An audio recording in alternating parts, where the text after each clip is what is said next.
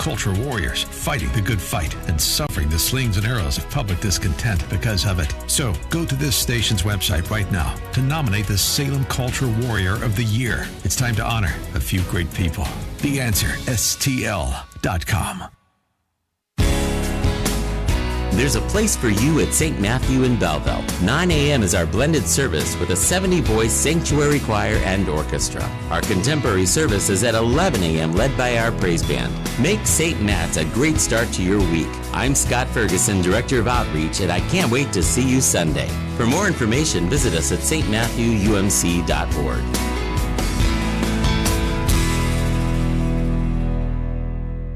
Health insurance premiums making you sick? Hi, it's Mike Gallagher. I have the answer. Dryden Camus Insurance Agency serving Missouri and Illinois. This is non-Obamacare, and you can enroll anytime. You don't have to wait for open enrollment. Why should you have to pay for maternity coverage and pediatric dental care if you don't need it? KDDI-INS.com. KDDI-INS.com or call Joyce at 877-695-0245. 877-695-0245. This is the answer. This is the solution. KDDI-INS.com. Indeed, used by over 3 million businesses for hiring, where business owners and HR professionals can post job openings with screener questions, then sort, review, and communicate with candidates from an online dashboard. Learn more at Indeed.com/hire. Common Sense Radio with Allman in the morning on 1380 and 105.3. The Answer. Give me land, lots of land, and the starry skies above. Don't fence me in.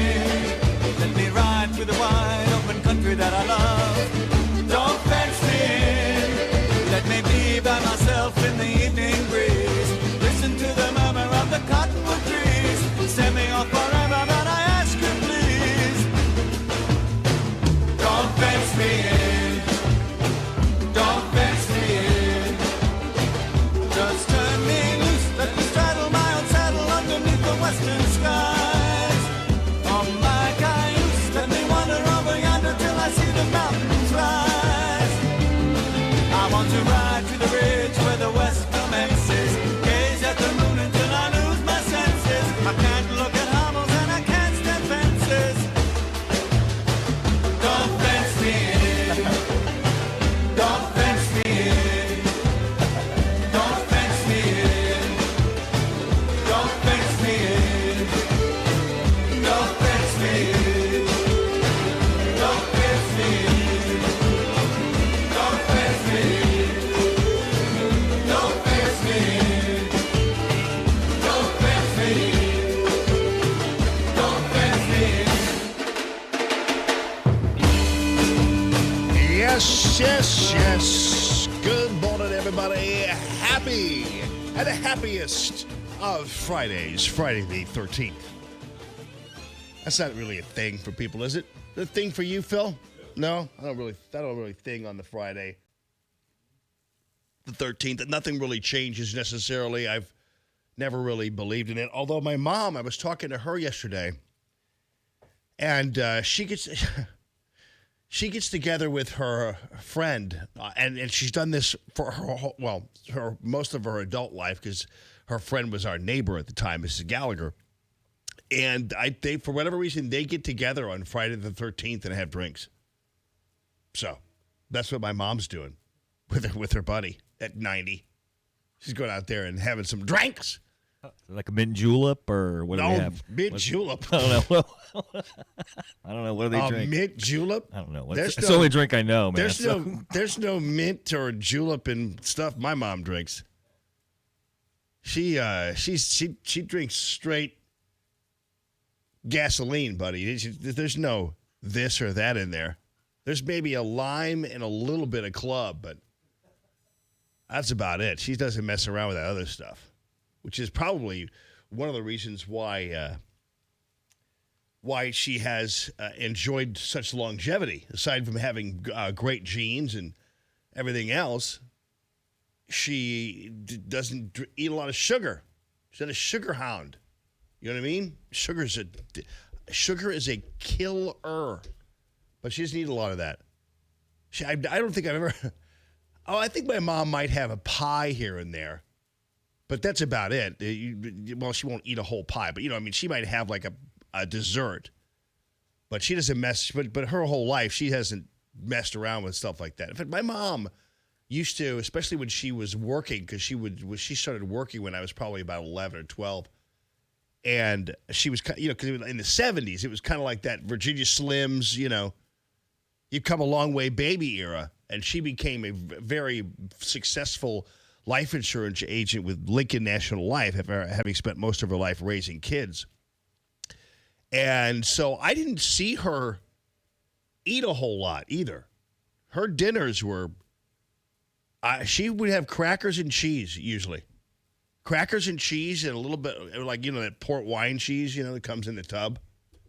And maybe a little bit of, maybe a drink. And that was about it. She was a very light evening eater, which is kind of the way I am too. But I'm not quite sure I'm going to be able to pick up on like my grandfather passed away when he was 101 years old. That's her dad.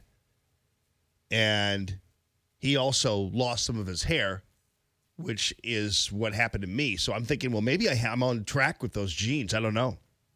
We'll see. And so anyway, we'll see. But it does make a difference. And then, of course, in the house, we never had anything sugary. I've explained that before. No, you wouldn't find like an Oreo. You can just go grab a cookie at my house. We had I think the sugariest it got were maybe some ginger snaps. Remember those? Phil was like, ew. It's like, wow, really? On ginger snaps, huh? You're doing that? But yeah, we had ginger snaps, and maybe that's about it. And then some fruit. But anyway, good morning this morning, everybody. Happy Friday to all of you. And what a night last night in Houston. And one of the things that's being talked about the most, although there were some other issues that came about, but the Castro versus Biden bit. The Castro brothers are not nice guys. Julie and Joaquin are a couple of little punks, really. And you can tell Joaquin's a little punk because he apparently demanded to stand on top of a box. I'm sorry, is it Julian? Whatever. He was standing on a box to make himself look taller. Now, let me ask you this. Do you really think that a person who is small, short, and then has to stand on a box to look taller because he's standing next to Beto O'Rourke, who's taller, what kind of trust level do you have in somebody who has to fake their height? Right? I mean, I'm serious. What kind of trust level would you have in somebody who has to pretend they're taller than they really are? What kind of weirdness is that? And short guys apparently are this way anyway for some reason. And like, for instance, if you look at certain individuals who kind of, like George Stephanopoulos, like he's a tiny little man. And so when he's on the set at ABC this morning, at one point they had a set they built where you could see their legs, you could see their legs in the chairs and everything else. Well, if you notice on their set now, you can't see that because Stephanopoulos looked like a little wooden doll sitting on it compared to this Amazon woman he's working with. And so they had to gloss over the fact that he's just a tiny little guy, And so they redid the set, but to have a presidential candidate standing on a box is really weird because it's inauthentic and it doesn't engender a whole lot of trust in a guy who has to fake his height. I'm just saying. So anyway, he decided to take a kind of harass Joe Biden, and Biden had a bad night as far as I'm concerned. Biden just, I don't. You've heard what I've said about him, and I don't have any desire to beat a dead horse here. But Biden does not look stable. He doesn't look like he knows what he's talking about most of the time. And he looks like he's very unsure of himself when he's talking. He just really does. He looks like he's making it up as he goes along. Maybe that's the way he's always been. I don't know. But anyway, he was on with Castro, and there were some indications. The debate was over health care. And Castro decided he was going to play on this seeming ineptitude and age of Joe Biden. Here's how it went down, my friends. Is not to leave 10 million people uncovered. He wanted every single person in this country covered.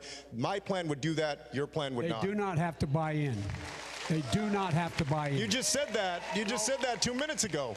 You just said 2 minutes ago that they would have to buy in. You said they would have to buy in. Have to buy in. If she qualifies for Medicaid, are you forgetting what you said 2 minutes ago? Are you forgetting already what you said just 2 minutes ago? I mean, I can't believe that you said 2 minutes ago that they had to buy in, and now you're saying they don't have to buy. You're forgetting that. I said anyone your grandmother who has no money. We need a healthcare system. You're automatically enrolls people regardless of whether they choose to opt in or not. If you lose your job, for instance, his healthcare. So anyway, that was his. Did you forget what you were saying 2 minutes ago? And Biden did say it was a buy-in. And it was weird because during that exchange, he was helped by Bernie Sanders. You know, Bernie Sanders helped him out. I don't know what that was about, but he helped him out. I don't know what he said to him, and I know Bernie Sanders was interviewed afterwards, and he wasn't asked about it. So I don't know. Meanwhile, I think the other guy that had a bad night was Beto O'Rourke. O'Rourke is, to Joe Biden's lack of confidence and unsteadiness. And by the way, it did look like Biden sometimes was trying to keep his teeth in. I'm not kidding. I'm not kidding you. I'm not being mean. There were times when he had to, I'm not just, it's real. I'm not trying to be mean. I mean, Julian Castro, kind of took advantage of a thing and did that. I don't think I'm being a Julian Castro here, but I'm just telling you. Plus, I'm not debating him. I wouldn't sit there on a debate stage saying, you look like you're trying to keep your teeth in. Although maybe that would actually be an interesting debate tactic. Oh, I see you parted your hair. Or changed your hairdo. But Beto O'Rourke is the one another one who had a tough night. Because to Joe Biden's lack of confidence and seeming ineptitude, you have Beto O'Rourke, who is overconfident, confident, and tends to have no awareness of his ineptitude. Like Joe Biden, at least when he's out there, he's kind of like, I don't know, I'm going to try to. Beto O'Rourke will just kind of power ahead with anything that comes to his mini brain. It'll just keep going. So he did the whole President Trump white supremacist thing. Now, keep in mind, it's pretty bad when you've got people running for national office who are calling somebody a white supremacist when clearly there is no evidence that Donald Trump is a white supremacist. You can have issues with him and nationalism or whatever, but it's pretty clear to everybody that Donald Trump is not a white supremacist. That's hyperbole to its 10th degree, and it's not mature. But Beto O'Rourke decided to go that way, too. So these are your people that are running in the other party, people. I mean, it's unbelievable. Beto O'Rourke and Congressman O'Rourke, coming to you first. Why are you the most qualified candidate to address this divide? I called this out in no uncertain terms. And by the way, this divide, I don't know what they're talking about. The racial divide in this country. I've been to 2 high school football games, or 3. I was out in East St. Louis last weekend at the Flyer Stadium there, where they had a football tournament and everything else. And boy, they love their football over in East St. Louis. But I was over there for Aiden's school, Chaminade, and we played a predominantly black team, the Cahokia Comanches. And blacks, whites, we were all just hanging out, just watching football, drinking Coca-Colas, eating some Chick-fil-A they were selling there, and the official food of the East St. Louis Flyers. And we were just hanging out. No problems. Parking lots, blah, blah, blah, just doing whatever. Blacks and whites together. On the field, blacks and whites were picking each other up after they were down on the ground. Played Hazelwood East on Monday. All black team, probably black team, black coaches, some of the nicest guys you're ever gonna meet. Some of them even came over. One of them came over and complimented Aiden after the game. It's like, wow. But these are blacks, whites together. We were just hanging out, nothing going on. You know, I was running chains, you know, so I had a chance to be sitting right there, and it was fantastic. Perfect. So, I mean, I don't understand what, we're all just getting along here. We're all going about our business. So I don't really understand this divide thing. Because I don't believe there is a racial divide in this country. I believe the racial divide is one introduced by our politicians and our commentators and the people who benefit from a racial divide by saying there's a racial divide. They profit from it. And politicians certainly profit from it, because if they can try to convince you, like Joe Biden does or Beto O'Rourke does, that they can try to tell blacks that every time they turn around, somebody white is going to lynch them, then that works for them. That helps them. That's how it operates. If Nancy Pelosi believes that Hispanics want her to applaud MS-13 gang members and defend them, then that's what they will do. But minorities don't want that for the most part. They're getting along just fine. And yeah, there is racism in this country. I get it. But for the most part, they're not afraid of their fellow citizen turning the corner and lynching them and doing whatever. I have to take a break now. It's 6:20, but I'll get to Beto O'Rourke's bad night as well. And we'll have Doug Giles on with us today.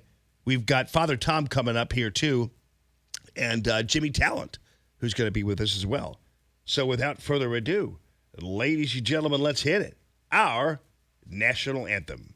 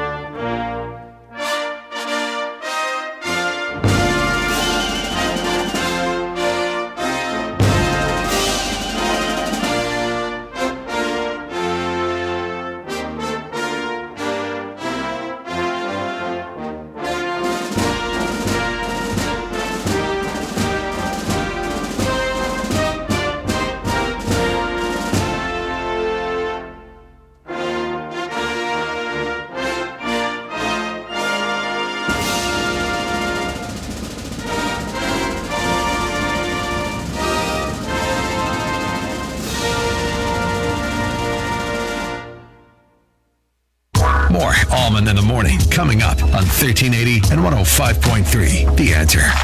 Allman here for longtime Common Sense Radio supporter Matthew Mitchell, the Matthew Mitchell Allstate Agency, 855-QUOTE-ME. Low premiums and low deductibles on your home, auto, and life, and I have all three of those policies with my good friend Matthew. Also, he's got some great deals for the young driver. You know how expensive it can be to insure them. He's got low premiums and low deductibles, even for your young drivers. 855-QUOTE-ME, 855-QUOTE-ME. You know what today is? It's the day you stop paying full price for gas. Get the Easy Pay card at Circle K and save 30 cents a gallon on your first 100 gallons. Then save 6 cents a gallon on every fill-up after that. Sign up in store and visit CircleK.com/EasyPay for more details. As an organ donor, your story doesn't have to end. The good in you can live on. In fact, you could save up to 8 lives and restore sight and health for many more.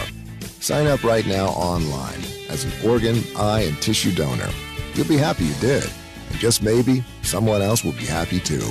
Go to organdonor.gov. It saves lives. U.S. Department of Health and Human Services, Health Resources and Services Administration. If you're worried about your cholesterol, hear how others are taking charge with garlic. My doctor said my cholesterol was borderline, but I've been taking garlic, and it works. I've been taking garlic for years. My pharmacist recommended garlic. He said there's an ingredient in garlic that helps maintain healthy cholesterol. I take garlic every day. No garlic breath. Lots of people like you are choosing garlic to help maintain a healthy cholesterol. Garlic, it's cholesterol's natural enemy. These statements have not been evaluated by the FDA. This product is not intended to diagnose, treat, cure, or prevent any disease. Use as directed. You love that smell. That new truck smell. All cleaned up and ready to go. Did you get your vent visor? You know, the rain guard that goes over your window? Stop by Custom Car and Truck in O'Fallon, Illinois for free installation and lifetime warranty on vent visors. How about your bug shield? You don't want to mess up the hood of your new truck with dead bugs. Keep them off the hood with free installation and lifetime warranty bug shield. See John and the crew off Highway 50 in O'Fallon, Illinois, or online at customcarandtruck.com.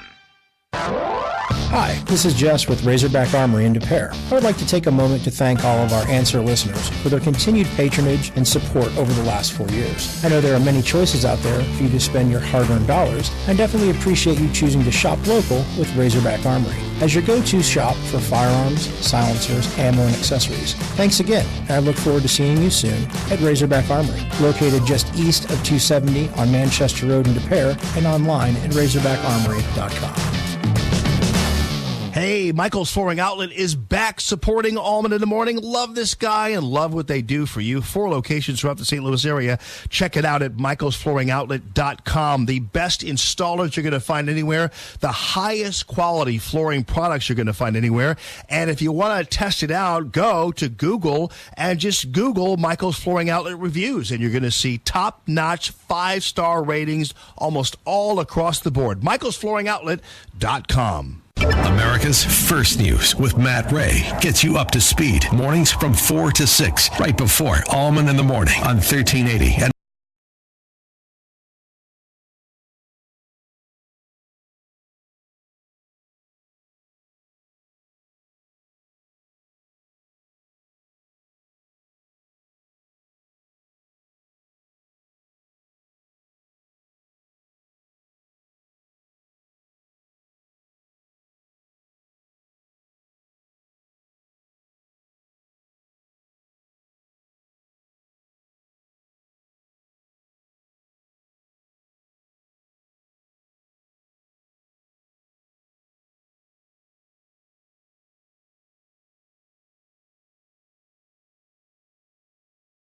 The work also had a tough day because he was promising to take your guns away at the debate. This guy's a disaster. And once this presidential election's over, he will head into obscurity. But for now, he's a problem. But he's not a problem because he's going to be the nominee, because I wouldn't worry about that. But let me get to this in the next couple of minutes here. Here is Beto O'Rourke basically calling Donald Trump a white supremacist. On August 3rd and every day since then, and I was talking about it long before then as well. Racism in America is endemic. It is foundational. We can mark the creation of this country not at the 4th of July, 1776, but August 20th, 1619, when the first kidnapped African. Oh, my goodness. This is outrageous for an American citizen to talk this way, especially in a manner where he decides that this July 4th nonsense was really not our history, that it was actually 60. Come on. And the people clapping, my goodness gracious. But this is the way people are raised. This is the way Beto O'Rourke is bred. And all the people clapping in that audience, they're all bred and raised that way. In our schools, as we and our colleges, as we downplay the important tenets of this country and the Constitution, these people are dangerous. And they're all over the joint. Was brought to this country. Except there aren't enough of them. Against his That's will, the problem. and in bondage and as a slave, built the greatness and the success and the wealth that neither he nor his descendants would ever be able to fully participate in and enjoy. We have to be able to answer this challenge, and it is found in our education system, where in Texas, a 5-year-old child in kindergarten is 5 times as likely to be disciplined or suspended or... Yeah, preach it, you ate-up little punk-ass hippie. Thank you. Really appreciate you coming out of your box you lived in New York to decide you're going to run for president. This guy turns my stomach, I'm telling you. Don't mean to be so mean, but let me...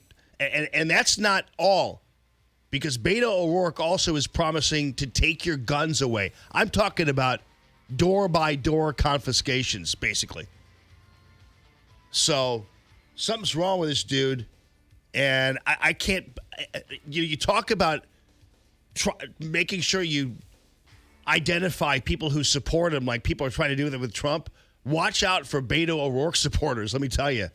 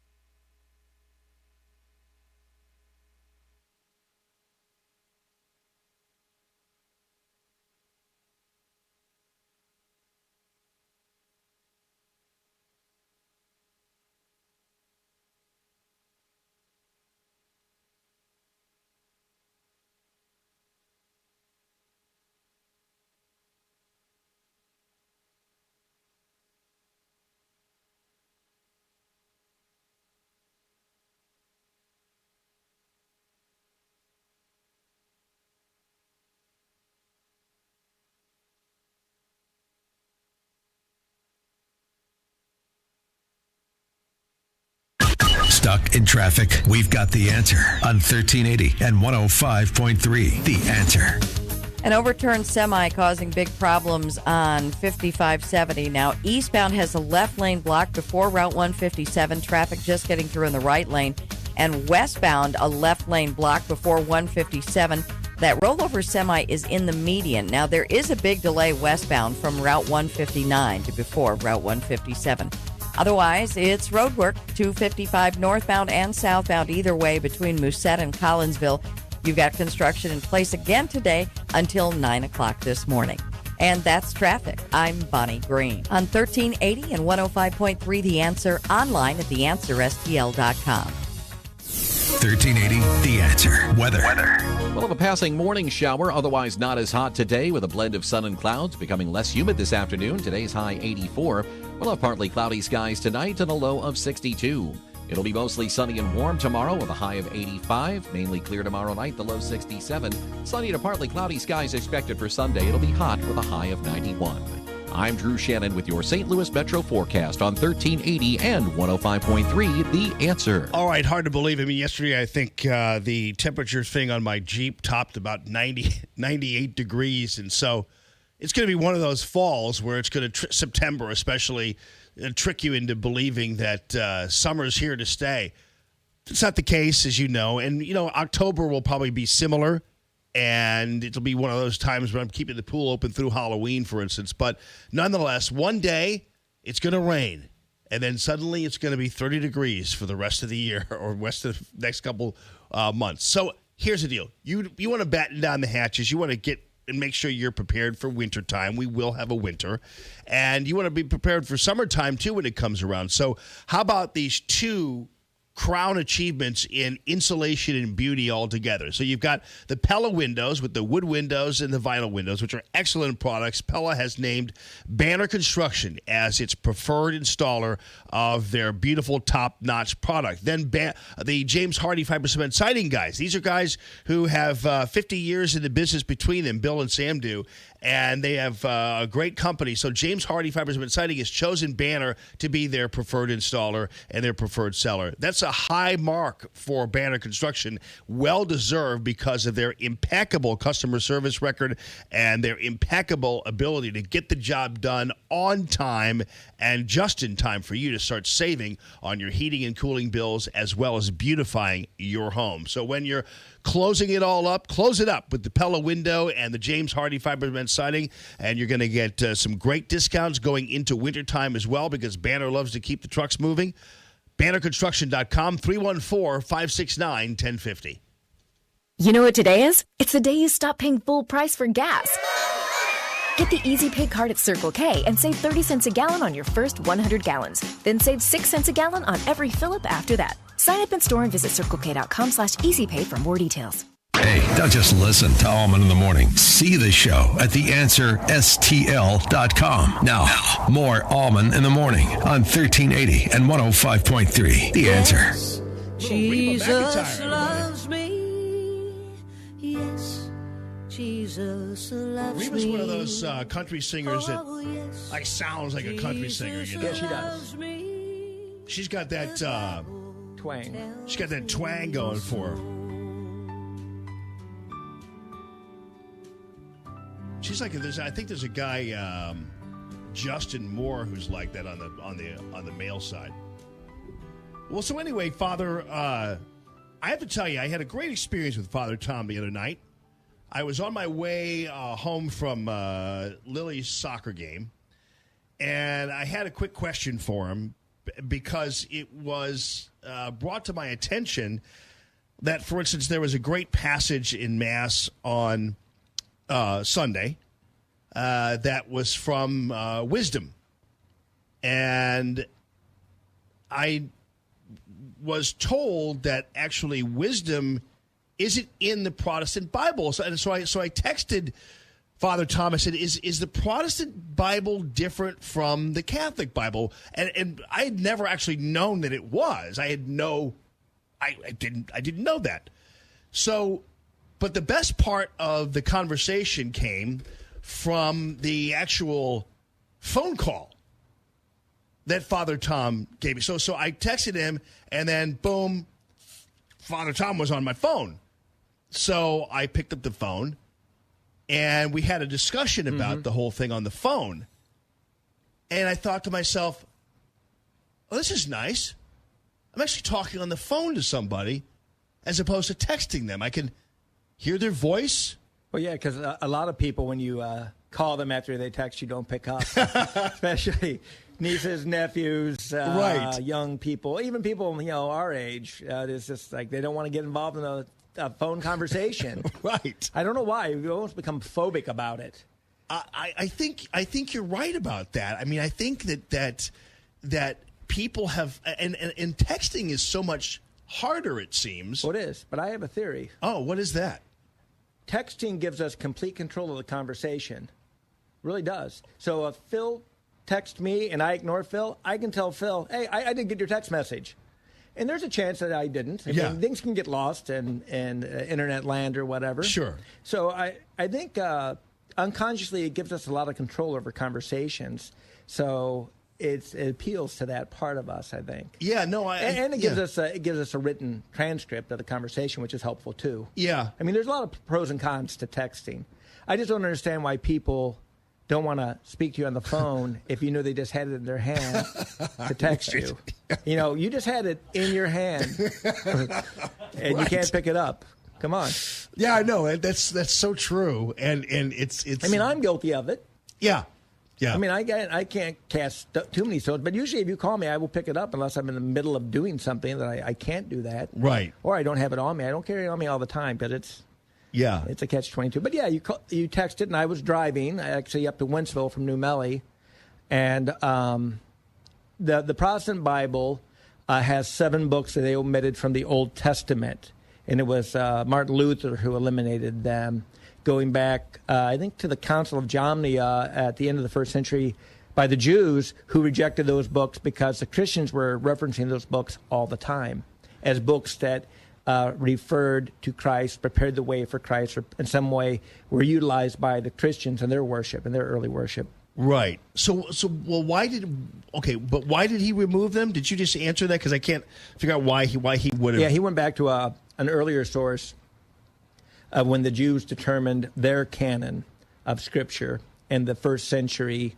A.D., the Council of Jomini, I think it's called, or whatever. I can't remember. I'd have to go look it up. I could find it easy. It could be a 5-minute or less Google search. Right. And so he went back to that because, again, he was looking for an authority other than Rome. Right. Okay, I got you. So, and wisdom in particular is actually wisdom of Solomon, correct? Right. Okay. And probably not really Solomon. Somebody just used his name. Right. And you have plausible deniability. Well, I only said it was wisdom of Solomon. I didn't say I was Solomon. Right? You can say that. Right, exactly. It sounded like Johnson's boss. I don't. But so you were saying on the phone, which was interesting, and you were saying, well, you were kind of surprised because wisdom that's a really valuable resource. The suffering servant that parallels what's mentioned in the prophet Isaiah is all over wisdom. And you read it and you're like, are they talking about Jesus? Yeah, we say so. Christians do. Yeah. Also, so Protestant Bibles do have it in their Bible a lot of times as deuterocanonical, which is not quite inspired but close. Mm-hmm. Inspirational reading, but not the Word of God. Right. So it's a lot of times that they appear as an appendage at the end of some Protestant Bibles. I also wasn't aware up until recently that there was kind of a, for lack of a better word, sexy book in the Bible. Oh, Song of Songs. Song, yeah. That's about as erotic reading as the Bible gets. Yeah, I know. But it's like, really, it's in the Bible? Yeah, it's fairly explicit in terms of, for the time, but in terms, it's a mix between John Keats and Chaucer, because a little bit of there's a little bawdiness in there. Oh, there is, and there's also this flowing, glowing love in there. Oh, this is romanticism that's intense about Solomon and his bride, but it's also used as a parallel for God the Father and the Israelites, and then for Jesus and the church. Yeah. Well, I'll tell you, because you're talking about, eyes and lips and all kinds of body parts, but not X-rated, not R-rated even. No. Probably PG. It's mature content in the sense that you're talking about romance, which is something that really pertains to adults, really not children. Right. Exactly. You might have a girlfriend in 2nd grade, but all you know is that she sits 2 rows over and she smiled at you one day. That's we're girlfriend and boyfriend. Well, whatever. Yeah, I know. I think that's an ongoing thing. I think that's one of the complaints. A lot of the complaints that women have is that that's why sometimes you might get the impression that women aren't very friendly. Like, she doesn't even smile and she didn't talk to me, because every time guys. A woman talks to you does not mean she loves you she's or into wants me. to have sex with you. Wrong. She's not into you. Yeah. She's being decent. Right, exactly. But unfortunately, guys, like if someone as a woman so much as smiles at them, they're like, she's into me, following her around the rest of the day. It's like, just come on, guys. Well, I wanted to follow on something you said in the before the break about the whole fat shaming thing. Who's responsible for their activities? And so I was at Liz's yesterday in the afternoon. I go there pretty much every Wednesday like clockwork for a couple beers and talk with the guys. So I'm watching on the back TV this a young person with a GoPro camera on her head, and she's going down a waterfall. And at the end result of it, of course, is she's busted up massively at the end of it. So I couldn't hear what her conversation was with that, but I thought, okay, if she's paying for her hospital bill, she had 10 broken ribs, a broken leg, a collapsed lung. I mean, it was what I would consider a dumb stunt, but it follows right up on your words. Hey, you're responsible for wrecking your own life. She didn't sound like she was whining or anything, but I thought, well, that was kind of a dumb move. What if you got killed? Right. But the footage was pretty amazing. I mean, because you see everything coming at you. Right. I mean, in a matter of seconds. And she must, and what I was trying to impart, and I don't know whether there's any kind of religious angle to this, but I think there is. God gave us the individuality, and God gave us the beautiful essence of our own decision making. Right. And whenever somebody tries to claim that Jesus was actually like a big government guy, actually he was not at all, in my opinion. Right. I don't want to call him a Republican or anything, but you know what I'm saying is it seems to me that God, Republicans are big government. We can be honest about that. Right, exactly. I mean, libertarian. Are we saying he's libertarian? They're more small government. Yeah. So what I'm saying is he seemed to have a lot of faith in individual choices, as long as he was kind of nudging them to that degree. Right. And so, to me, the advocating of less government, like to me, the when I said earlier about they were wanting to fat shame people, I'm like, really, what we ought to be shaming the people who prop up the government in the way that they do, whereas the government gets involved in every damn thing you do to save yourself from yourself, right, or save others from themselves. Well, there was a lady at my last parish, great lady, came to daily mass. We was a tax preparation in our block, and Judy was her name. So Judy said, "Father, I'm going to tell you, just from working with people for about 15 years of tax preparation, there's a fair amount of our citizenry who would surrender their whole paycheck if the government took care of everything, promised to take care of everything, just gave them an allowance to go to the movies, get their beer, whatever." That's really a frightening thought, because the government works for us because they're from us. We don't have rulers. We have servant leaders. That's what we're supposed to have. Yeah. But they all fashion themselves as rulers at times. Yeah. Well, and I guess you could say to a certain degree, Jesus wasn't a person who was beyond critiquing people and calling them out. Right, absolutely. But that's not a bad thing in a group. And this person had used the analogy of a tribe. In a tribe, that one person who decides they're going to be 400 pounds and not able to hunt and gather, right, they don't last very long. Correct. But here it's fine because there's always going to be somebody to step in and take care of you and work it out. Right. There's not a lot of self-sufficiency. Well, yeah. Well, there's not. I mean, again, lest we single out the obvious people with weight issues, whoever the caller or somebody said, everybody's got something they're dealing with, and we know it's not an optimal good choice. Oh, yeah. So you're trying to deal with that. Interesting read, if you want to go back to the book of Samuel in the Old Testament, when the Israelites want a king so they can be like other nations, God warns them, hey, I'm going to tell you what a king's going to do. He's going to tax you. He's going to draft your young men. He's going to demand produce from your fields. God tries to give the lowdown to the Israelites via Samuel. Hey, are you sure you want a king? Yeah. And they go, yeah, we want a king. And Samuel's distressed. And yet God says, well, don't be upset. They're not rejecting you as a judge. They're rejecting me as their true king. Right. I mean, that was the warning that God gave. Well, and most of the kings of Israel were train wrecks. Yeah. I mean, there's only a few good ones. 4, I think, total. Well, that book could be used if you want to talk to some Catholics, because I have encouraged them, because I always hear every once in a while there's always this reoccurrence of the Catholic parents who want a tax break for their tuition.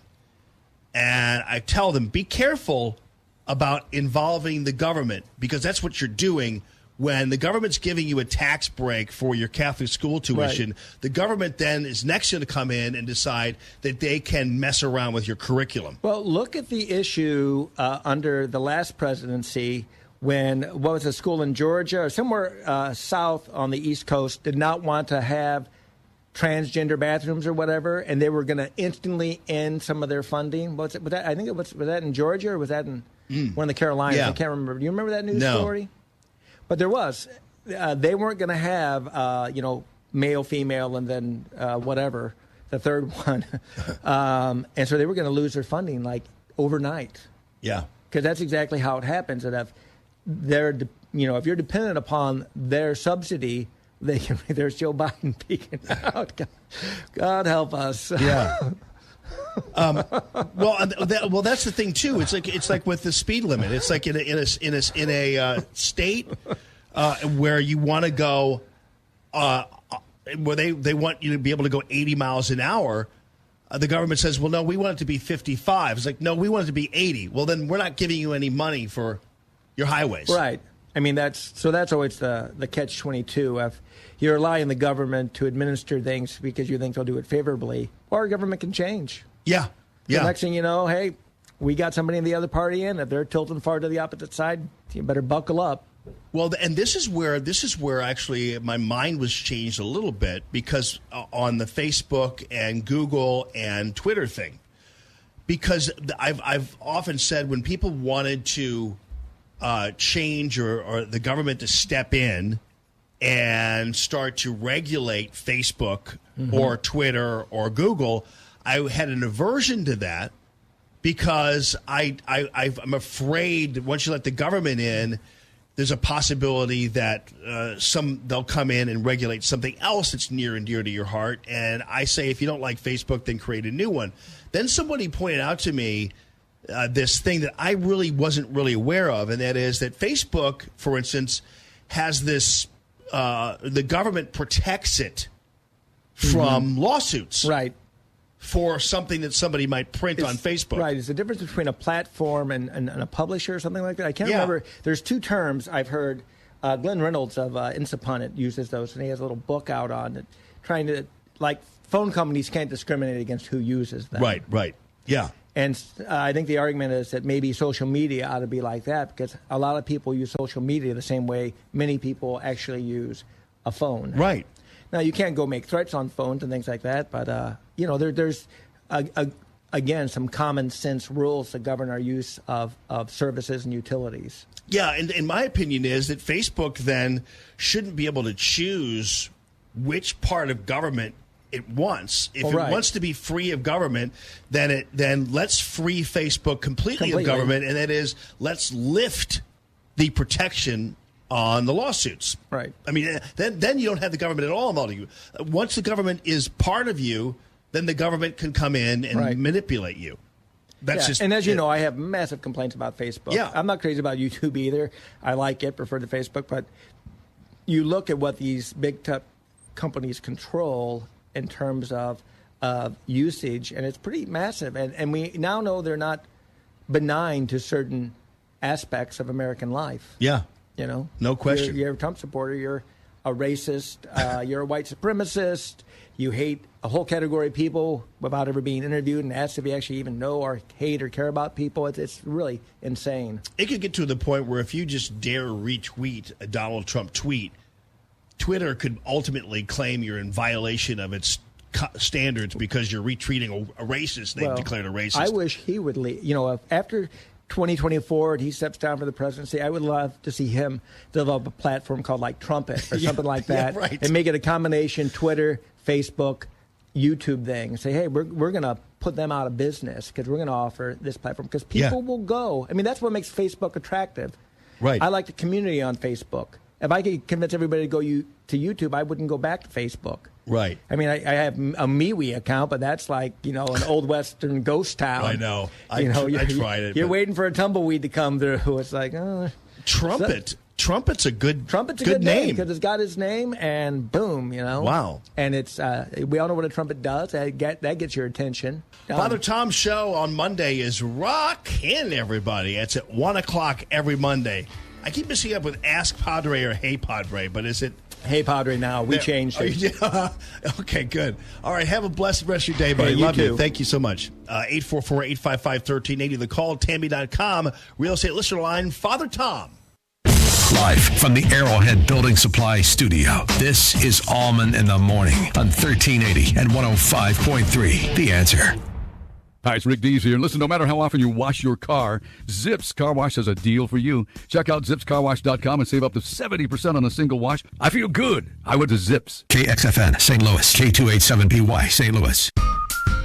Are you looking for your dream home, but it doesn't seem to exist? You've tried to figure it out on your own, but don't know what step to take next? Don't worry, I'm Tammy, owner of Tammy Mitchell Hines & Company Real Estate, and my team and I are ready to help ease that stress. Go to calltammy.com to set up your stress-free appointment today. Give me an idea of what you're looking for, and we will do the rest. If you buy or sell a house with me, you can use my moving truck for free. Go to calltammy.com. Hi, this is Dr. Van. Join me on Need, Want, Love, Wellness, Saturday mornings at 8 a.m. We're going to be talking about your health, things to get you from awareness into action and how to change your life in a way that's never been discussed before so that you can then figure out exactly what's going on for you to best suit your lifestyle to get you back to doing the things that you need to do, want to do, and love to do within your life. So join me, Dr. Van, on Need, Want, Love, Wellness, Saturday mornings at 8 a.m. on 1380 and 105.3 The Answer. Are you unhappily single? Does your marriage or relationship feel hard? I get a lot of emails from readers who are struggling in their marriage or relationship. Unfortunately, the help an individual or couple needs can rarely be answered in a series of emails. For this reason, I offer relationship coaching for those who are struggling to find love and for couples whose marriage or relationship feels stuck in a negative cycle. Go to SuzanneBanker.com and sign up today for a coaching session with me and learn the tools you need to find love and sustain it. It's so much easier than you think. That's SuzanneBanker.com. Saturday mornings at 9 are now all about the house. Do you ever wish you could get an hour with a general contractor or building inspector to ask all your home maintenance questions? Well, About the House with Troy Galloway is exactly that. Every Saturday morning at 9, Troy Galloway will spend an hour giving home advice and taking your questions. Submit your questions now on Facebook at the Galloway Building Services Facebook page. And tune in to About the House with Troy Galloway every Saturday morning at 9 on 1380 and 105.3 The Answer. In the midst of all the uncertainty around us, we all need a refuge, a place to call home. Come home to St. Matthew in Belleville. 9 a.m. is our blended service with a 70-voice sanctuary choir and orchestra. Our contemporary service is at 11 a.m. led by our praise band. Make St. Matt's a great start to your week. I'm Scott Ferguson, Director of Outreach, and I can't wait to see you Sunday. For more information, visit us at stmatthewumc.org. I'm Gia Valenti, and I personally invite you to tune into my show, Moxie Minutes with Gia, Saturday mornings at 10 to learn about all things parenting. Moxie Minutes with Gia is the closest you'll get to that manual that doesn't come with your kids. Parenting experts will join me to discuss sleep habits, homework, mental health, and so much more. Submit your questions on Facebook at the Learn with Moxie Facebook page and tune in to Moxie Minutes with Gia every Saturday morning at 10. Brought to you by Gold Shield Security, real police officers who are there when you need them. You've had your new truck for a few weeks now. Looks good. But now you're realizing running boards would make your ride look great. Since you're gonna buy a boat, you need a hitch. Oh, and what about a floor liner? Let's keep it looking nice. Stop by Custom Car and Truck in O'Fallon, Illinois, selling top brands for trucks like Buck Shields, step bars, and bed liners for over 20 years. See John and the crew off Highway 50 in O'Fallon, Illinois, or online at CustomCarAndTruck.com. Now with free installation and a lifetime warranty on vent visors and bug shields. Interested in purchasing a silencer? Stop by and talk to the pros at Razorback Armory, the region's only full-service, silver-level silencer shop dealer. With our state-of-the-art all-digital process, we'll be with you every step of the way. For your account setup, fingerprints, photographs, and federal forms. All are done promptly and professionally in shop while you wait. Stop in and check out our vast selection of silencers and other NFA items at Razorback Armory, located just east of 270 on Manchester Road in Des Peres, and online at RazorbackArmory.com. Dennis Prager, this morning at 11. Now, more Common Sense Radio with Allman in the morning on 1380 and 105.3. The Answer. Come over to my house, jump in the neighbor's pool. It felt nice, it felt so nice. And it was getting dark, you wrapped your long legs around me. I held on tight, lying in my bed. The unfamiliar sheets were so cool on your skin. When your daddy called, said you were out of friends, and we walked the long way home. Going on my first impression, I recall you wearing white. That was so yes, everybody. Good morning this morning. Happy Friday to all of you. Doug Giles on the way at about 8:30 or so. Jimmy Talon at 7:30. And more on the debate coverage from last night. This is a clown car if I ever seen one. I'm telling you, Beto O'Rourke probably. I said that Joe Biden kind of physically had the worst night. Substantively, the worst night was had by Beto O'Rourke, who really exposed himself. And that's one of the great things about these debates is you have a certain level of exposure where they're actually speaking. It's the one time you can get them on the record for all of the crazy-ass things they've come up with and all the other things that they are talking about. And Beto O'Rourke probably has the longest list of idiocy of any of the candidates. And from the claim that President Trump is some kind of white supremacist, which I explained to you earlier. I mean, and again, any grown American who will come up on a stage and wants to run for president and who wants to be the leader of a major party dismissing Independence Day and saying that our country began in 1619 hates this country. You realize that, right? When you speak like that's spoken like a radical freshman at Oberlin College. That's not a guy who you want to be president of the United States, commander-in-chief, negotiating on America's behalf on the world stage and trade deals and all that kind of thing. You don't want a guy who hates this country and will talk about this country in that fashion being the leader of the country. So it was good that we heard from him.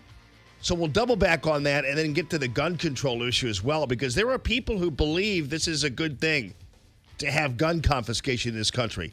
So we'll follow up on that. Your phone calls are welcome, 844-855-1380. It's Common Sense Radio. News this hour from townhall.com. I'm Rich Thomason. There were 10 of them on the stage, 10 Democratic presidential candidates debating issues ranging from health care to gun control in Houston last night. Former Vice President Biden mixing it up with challenger Julian Castro. The sharpest exchange was with Castro after Biden seemed to misspeak about buying into his Medicare proposal. You just said 2 minutes ago that they would have to buy in. President Trump was criticized for his trade war with China by Mayor Pete Buttigieg. I remember President Trump scoffed and said he'd like to see me making a deal with Xi Jinping. I'd like to see him making a deal with Xi Jinping. That report from correspondent Jackie Quinn. St. Anselm College political analyst Chris Galdieri doesn't think there was any real standout in last night's ABC News debate. I don't know that there was a clear-cut winner or a clear-cut, knockout blow from anybody. President Trump says he expects to face either Joe Biden, Bernie Sanders, or Elizabeth Warren next year. And while the Democrats debated, Mr. Trump addressed a GOP retreat. In a speech to Republicans meeting in Baltimore, President Trump touted wins, including the tax cut, higher military spending, and cuts in regulations. He also talked about what he sees as opposition from more than just Democrats. And the media, it's as if they're one, because they are one. They're working together, they're colluding, and they're obstructing. Trump also slammed energy-efficient light bulbs, not just because of the cost. The light's no good. I always look orange. Trump highlighted this week's special congressional election wins in North Carolina, telling Republicans he expected them to take back the House next year. I'm Tim McGuire. At least 10 deaths have been reported in a hospital fire in Rio de Janeiro, Brazil. Patients had to be evacuated from the burning building. Wall Street Dow futures up 108 points. S&P futures 9 points higher. More on these stories at townhall.com. Stuck in traffic? We've got the answer on 1380 and 105.3. The Answer. On 1380 and 105.3, The Answer, online at theanswerstl.com. 1380, The Answer. Weather.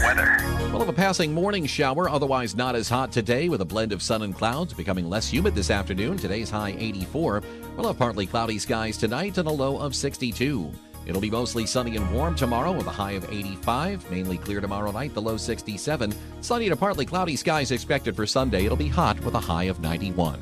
I'm Drew Shannon with your St. Louis Metro forecast on 1380 and 105.3, The Answer. Ladies and gents, Arrowhead Building Supply people, come on now. I think it's next week. I believe it's the 19th. I'm sorry if I'm getting that wrong, but I will tell you by the time Monday rolls around, you'll know when the grand opening of the Arrowhead Building Supply 5,000 square foot showroom is happening. And it is a 5,000 square foot showroom with a 1,200 or so square foot home inside of it. And this is where you're able to go in, and it's kind of like the home remodeling Disney World. You're able to see all these great outside elegance lines of home improvement products. So you're seeing the Versetta stone and the pre-mortared stone, and you're seeing the beautiful cedar shake and the copper guttering and roofing and all that kind of stuff. And then the inside elegance line. So you're seeing all kinds of interior products as well. You're seeing these beautiful railings, perhaps you'd never even considered in your home, those kinds of things. And you're seeing it all its full glory. And then right next door, right next into the house, is the thing called the Cube, and you put a picture of your home in there, and you can start playing around and seeing what all this stuff looks like on your home, and it's so realistic. It's pretty amazing and cool, but you could see it, what it looks like and what it would look like on your home. So there's no way you can go wrong by dealing with Arrowhead Building Supply. Even if you are a contractor, you are treated just like a king, like the customer, like the homeowner is, because the contractors get on a referral list. They get the 315 guarantee. They get products they can wow their customers with, all those kinds of things you will love at Arrowhead Building Supply. Building homes for building dreams and building supplies for building dreams. Yes, indeed. It's arrowheadbuildingsupply.com. Hi, it's Rick Dees here. Listen, no matter how often you wash your car, Zips Car Wash has a deal for you. Check out zipscarwash.com and save up to 70% on a single wash. I feel good. I went to Zips. If you don't know it now, wake up and smell the coffee. Hey, we're in a culture war in America. This is left versus right, and the stakes are high. This radio station is deeply involved in the fray, and we know many of you are too. We want to find a few who are true culture warriors, fighting the good fight and suffering the slings and arrows of public discontent because of it. So go to this station's website right now to nominate the Salem Culture Warrior of the Year. It's time to honor a few great people. The Answer, STL.com. This portion of the Allman in the Morning Show is brought to you in part by Suntrip Volvo Cars, West County. Visit WCVolvoCars.com. Common Sense Radio with Allman in the morning on 1380 and 105.3. The Answer. Give me land, lots of land, and the starry skies above. Don't fence me in. Let me ride through the wide open country that I love. Don't fence me in. Let me be by myself in the evening breeze. Listen to the murmur of the cottonwood trees. Send me on forever, but I ask you please. Of course, you're on the web. You can Don't fence me in. Don't fence me in. Just turn me loose. Let me straddle my own saddle underneath the western skies. On my cayuse, let me wander over yonder till I see the mountains rise. I want to ride to the ridge where the west commences. We're just laughing, but so let me, I'm just kidding you though. I mean, don't think that I'm insulting you, but when they talked about Arrowhead Building Supply, somebody said, "Where is that?" Okay, so you're on the internet typing, "Where is that?" So you can actually go to arrowheadbuildingsupply.com and find it just as quickly than waiting for somebody to tell you where it is in St. Peter. It's in St. Peter's, but it's like type. Where is that? It's like you're one window away from finding out. One new window away. Internet tips by Jamie Allman. You can save time. All right, so here's the deal with this Beto O'Rourke thing, and this was very disturbing.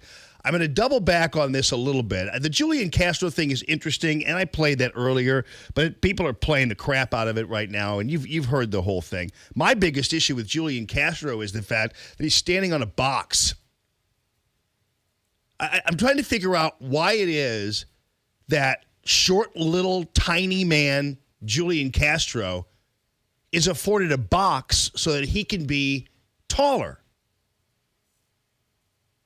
I really don't. Now, is there something I don't understand about how inauthentic and fake that is? Is it? I mean, Phil, is it crazy for me to be shocked by that? No, it's okay. It's shocking. Yeah, it is. I mean, it's so bizarre. I don't know who else was on a box, standing on a box. But if you're a grown man, even if you're a short little man like Julian Castro is, why are you given the chance to be taller without actually really being taller?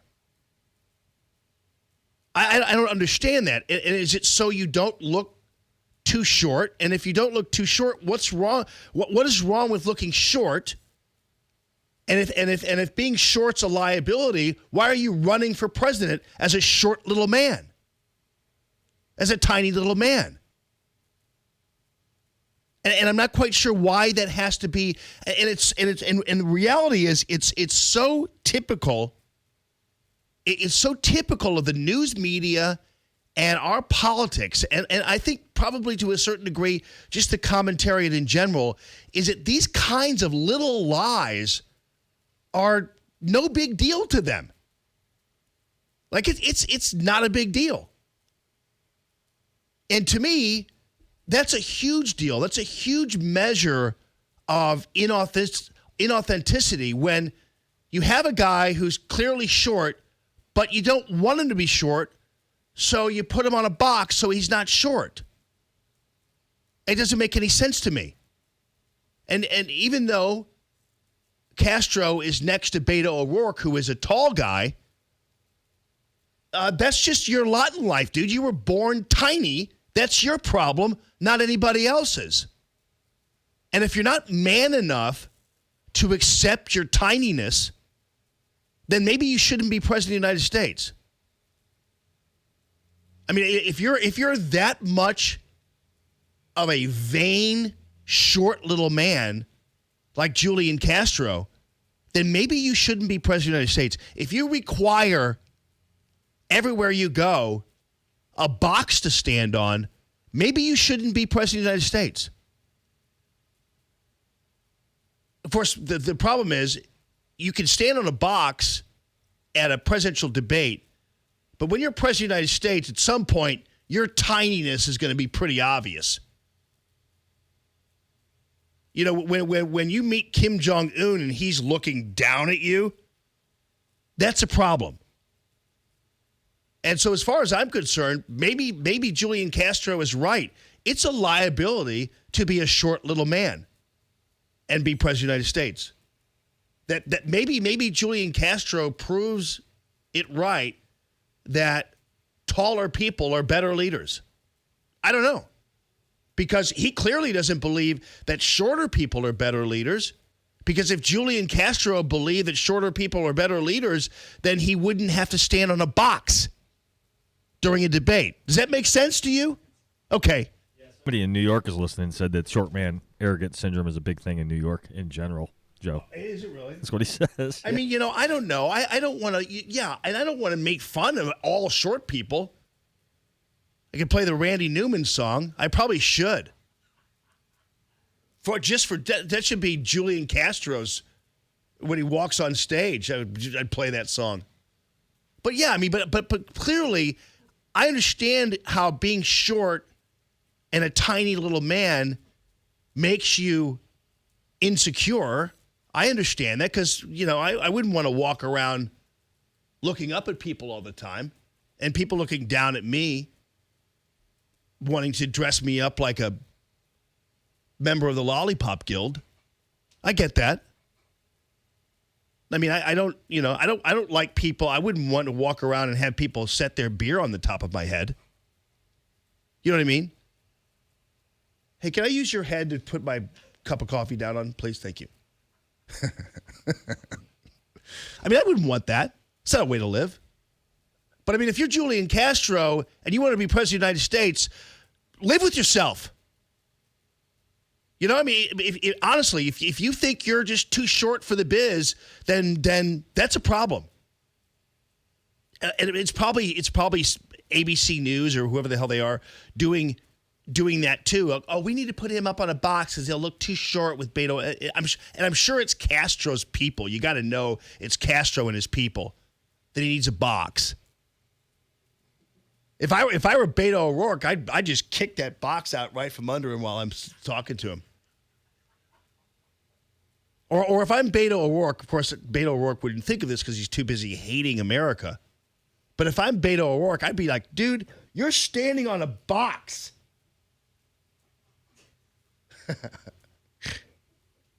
Why am I listening to you? If I were Joe Biden, that would have been my response to Julian Castro when he was embarrassing Joe Biden about his age. If I was Joe Biden, I mean, I'm serious, and Biden probably didn't think of it because he wasn't quick-witted enough. But I would be like, dude, I'm not going to take that from some little dude standing on a box. That's all. That would be my response to him if I'm Joe Biden. Dude, you're standing on a box. What do you? Here, I'll play it for you. I'll reenact what Joe Biden should have said. Here. Barack Obama's vision was not to leave 10 million people uncovered. He wanted every single person in this country covered. My plan would do that. Your plan would not. They do not have to buy in.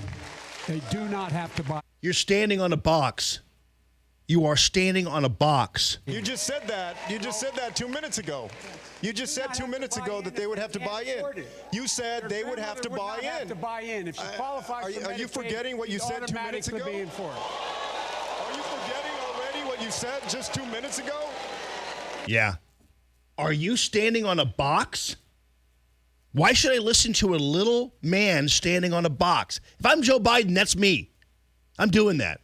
If Joe Biden is truly the scrapper from Scranton, that's what I'm doing to this little punk. You know what I'm saying? But he didn't. Anyway, that I'm sorry to make such a big deal about that if you don't think it's a big deal. But to me, it's a real measure of inauthenticity and fakery. And I understand there was a time, for instance, when FDR was in a wheelchair, you know. And nobody knew he was in a wheelchair because people kind of covered for him because it would connote some kind of weakness. And so they did their best to kind of pretend. I mean, there are a lot of Americans who never even knew FDR was in a wheelchair his entire life or the entirety of his presidency. They never knew that. But that's a guy in a wheelchair. I mean, I get that, you know. I understand that cosmetically that was something, and for that time, obviously, we had different attitudes about people who are disabled and that kind of thing. And so it was, you know, it was 1930 into the 40s, 1938 into the 40s. So you're kind of, you can understand how back in those days people had some weirdness about disabilities, and so they tried to cover that part of it up. But this is putting some little joker on a box. That's a little much. I'm serious, man. I could talk about that all day because I really think that's the thing. Joe would have broke the internet if he'd have said that. It would have been the best thing he'd ever done. It would have probably raised his numbers. He would have become the nominee. He would have become the nominee. And I guarantee you, and the problem is, though, he would have been called a racist for some reason.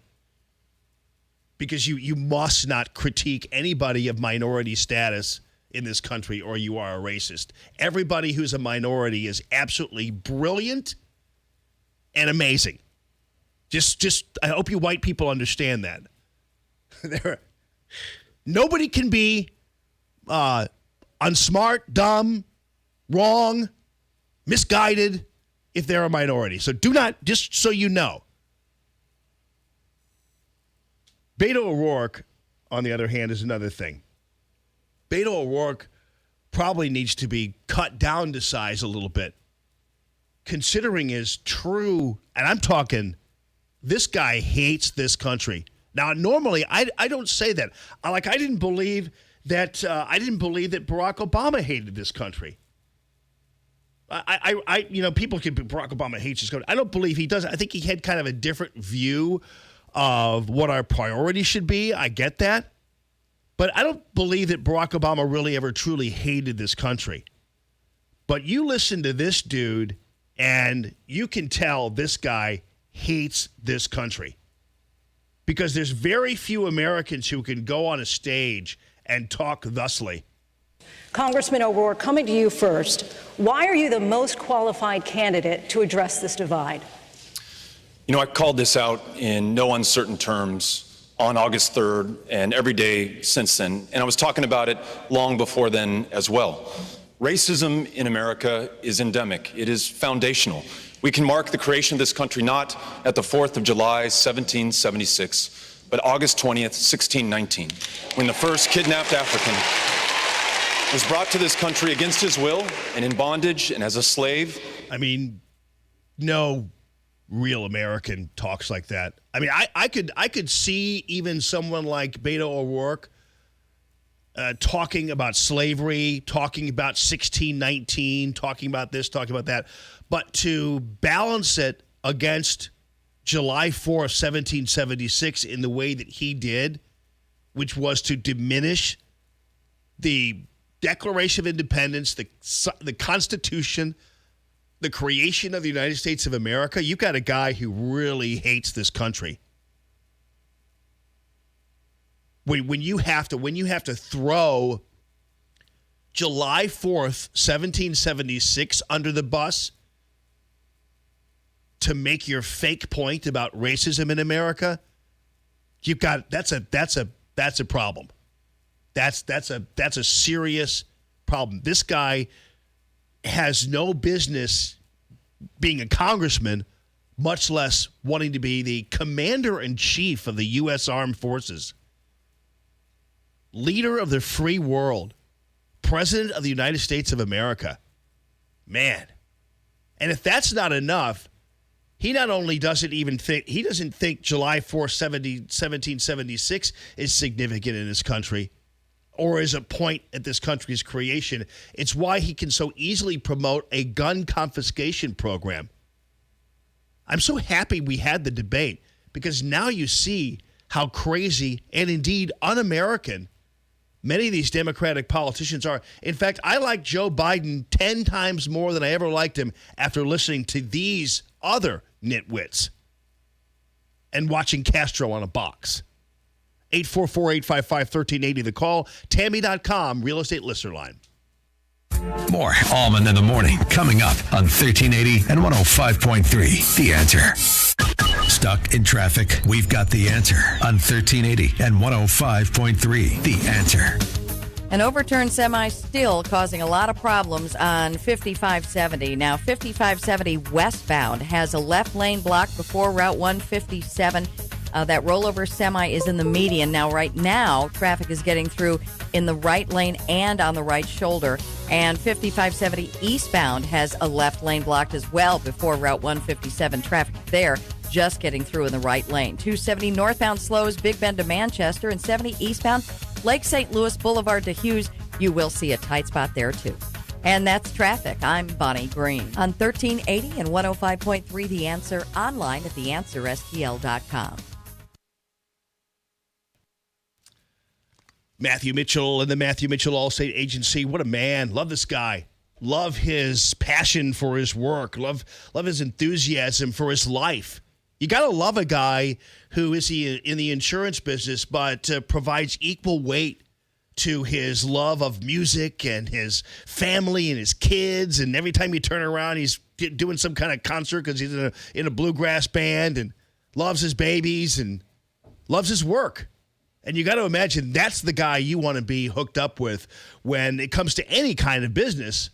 But for your insurance stuff, you got a guy who, like with car insurance, home insurance, even life insurance, these are all three things that basically are interwoven with families and with futures. And so you want a guy who loves his family and loves his future, dealing with your family and your future. That's for sure. Matthew Mitchell, the Matthew Mitchell Allstate Agency. Not only that, aside from being just a good guy, he's working for an agency, the Allstate Agency, that is the biggest publicly traded insurance company in the world. And it's because people love the Allstate Agency because it's a real insurance company, meaning they have low premiums and low deductibles. They're not constantly trying to avoid paying out. They're a real insurance company. They're not just taking your premiums and then saying, sorry, your deductible's too high. Oh, that's a trick that insurance companies do. But at Allstate, they want to give you a fair coverage package. And Matthew's going to make that happen for you. Low premiums and low deductibles all at the same time. Young driver program, no sweat at all. Not expensive at all like the other ones are. And life insurance. I have all three with them. I guarantee you, if you're not with Matthew Mitchell, you're paying too much. 855-QUOTE-ME, 855-QUOTE-ME. You know what the price of gas is right now? Doesn't matter how many dollars and who cares cents. Get the Easy Pay card at Circle K and save 30 cents a gallon on your first 100 gallons. Then save 6 cents a gallon on every fill-up after that. Sign up in store and visit CircleK.com/EasyPay for more details. I've been trying to lose weight for 12 years now, but nothing ever works long term. Low carb, low fat, keto, fasting. I need help. Hello, this is Dr. Jim Hankinson of Back to Wellness Chiropractic. I am the leading doctor when it comes to weight loss management in St. Louis. We offer a proven program that will help you lose weight and make healthy lifestyle changes. To learn more, go to stlbackdoc.com. That's stlbackdoc.com. And don't forget to listen to my weekly wellness show every Saturday morning at 11 a.m. right here on The Answer. Hi, this is Gia, the host of Moxie Minutes with Gia, and you might be wondering why I even do this radio thing. Ultimately, my show is all about communication and education. I founded Learn with Moxie to help our kids to become better communicators in a screen-obsessed world. If you're interested in getting the Learn with Moxie curriculum in your school, contact me at learnwithmoxie.com. That's learnwithmoxie.com. And as always, keep talking. Hi, this is Scott Ferguson, the Director of Outreach at St. Matthew. There's something exciting happening at St. Matt's, and I'd like to invite you to experience it. We have a service at 9 a.m. with a 70-voice sanctuary choir and orchestra, and our contemporary service at 11 a.m. with our praise band. We can't wait to see you there. For more information, visit us at stmatthewumc.org. Health insurance premiums making you sick? Hi, it's Mike Gallagher. I have the answer. Dryden Camus Insurance Agency serving Missouri and Illinois. This is non-Obamacare, and you can enroll anytime. You don't have to wait for open enrollment. Why should you have to pay for maternity coverage and pediatric dental care if you don't need it? KDDI-INS.com. KDDI-INS.com or call Joyce at 877-695-0245. 877-695-0245. This is the answer. This is the solution. KDDI-INS.com. Listen to Allman in the Morning with Alexa. Wake up and say, Alexa, play The Answer St. Louis. Now, back to Allman in the Morning on 1380 and 105.3. The Answer.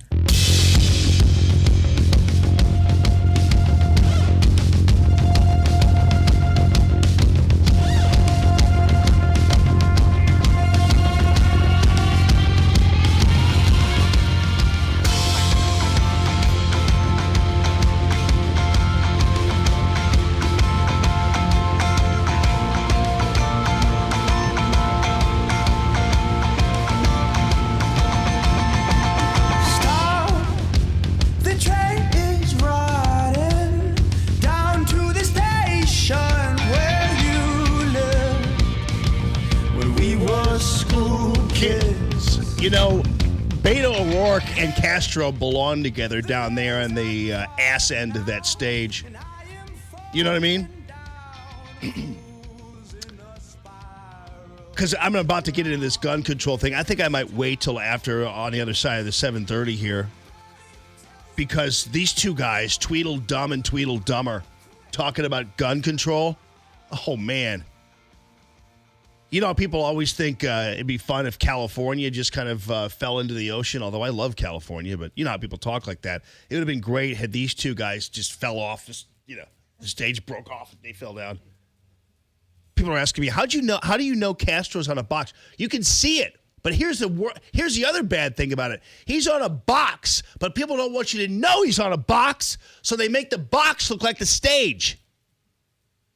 So the box kind of is made out of the same material, it seems, as the stage, so you can't really see it.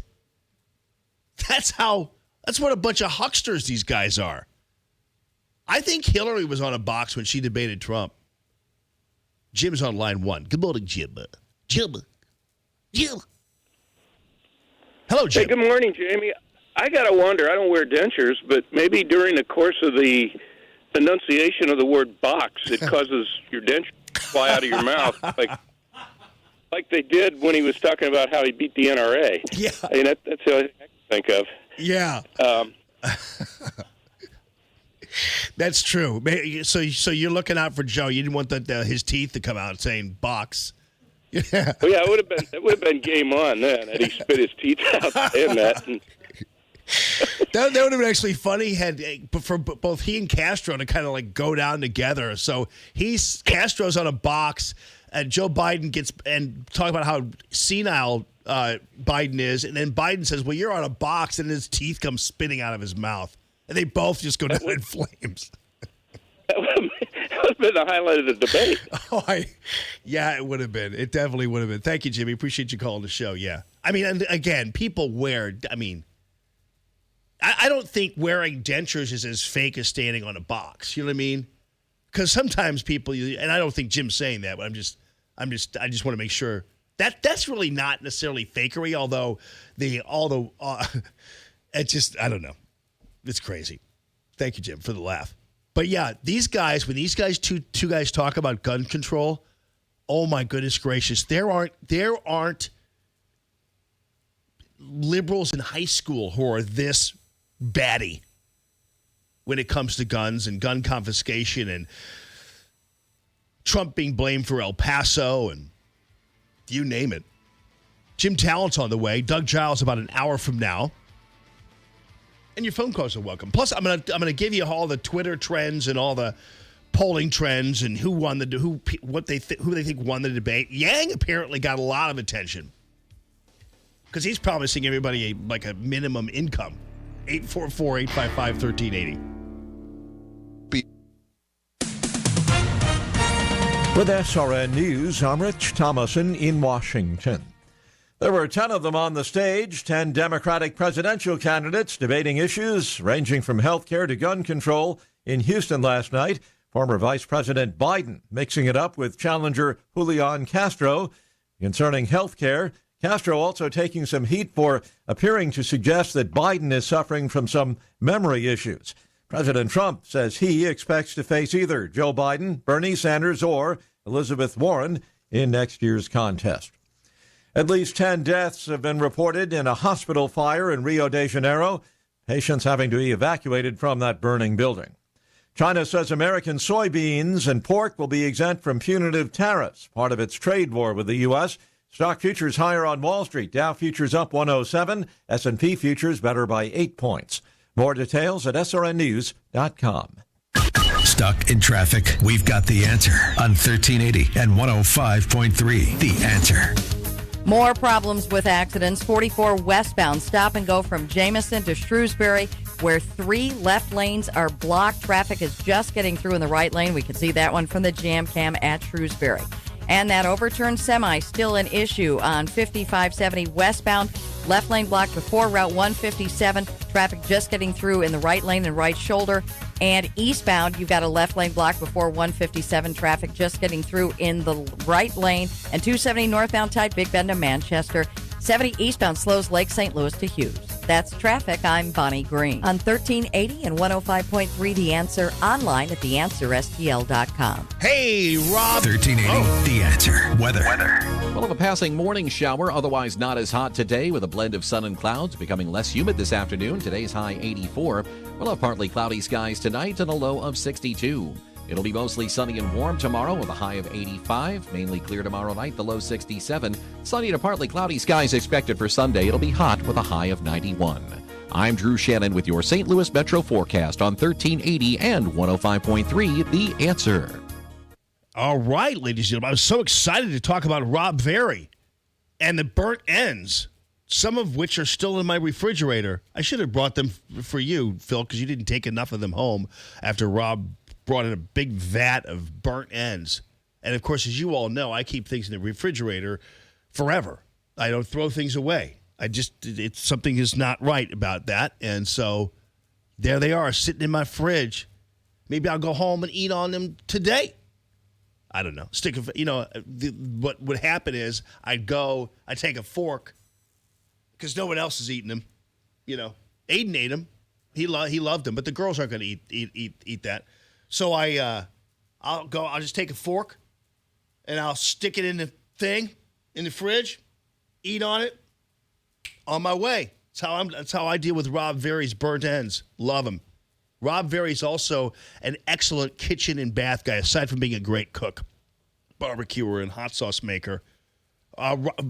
For home remodeling, FORE, homeremodeling.com.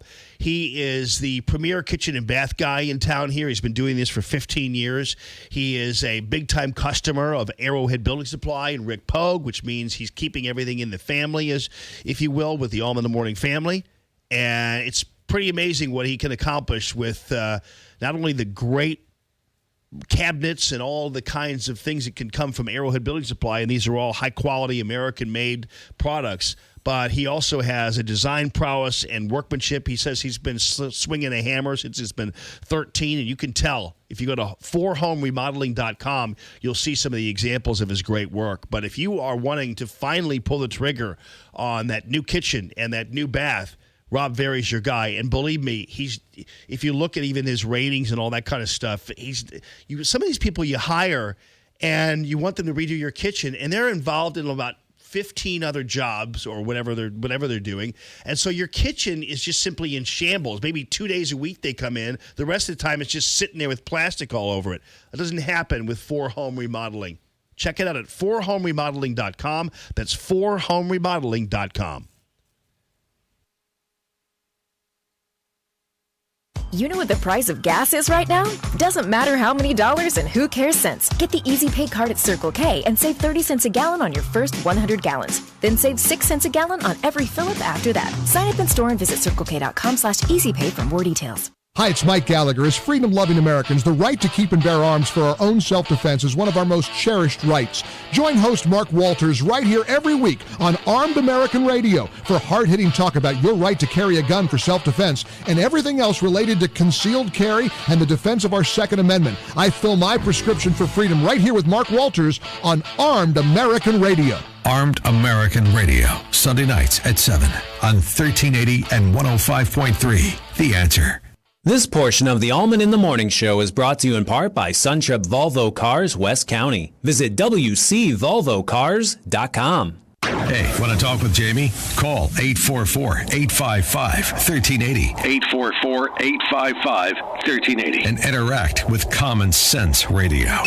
This is Allman in the Morning on 1380 and 105.3. The Answer.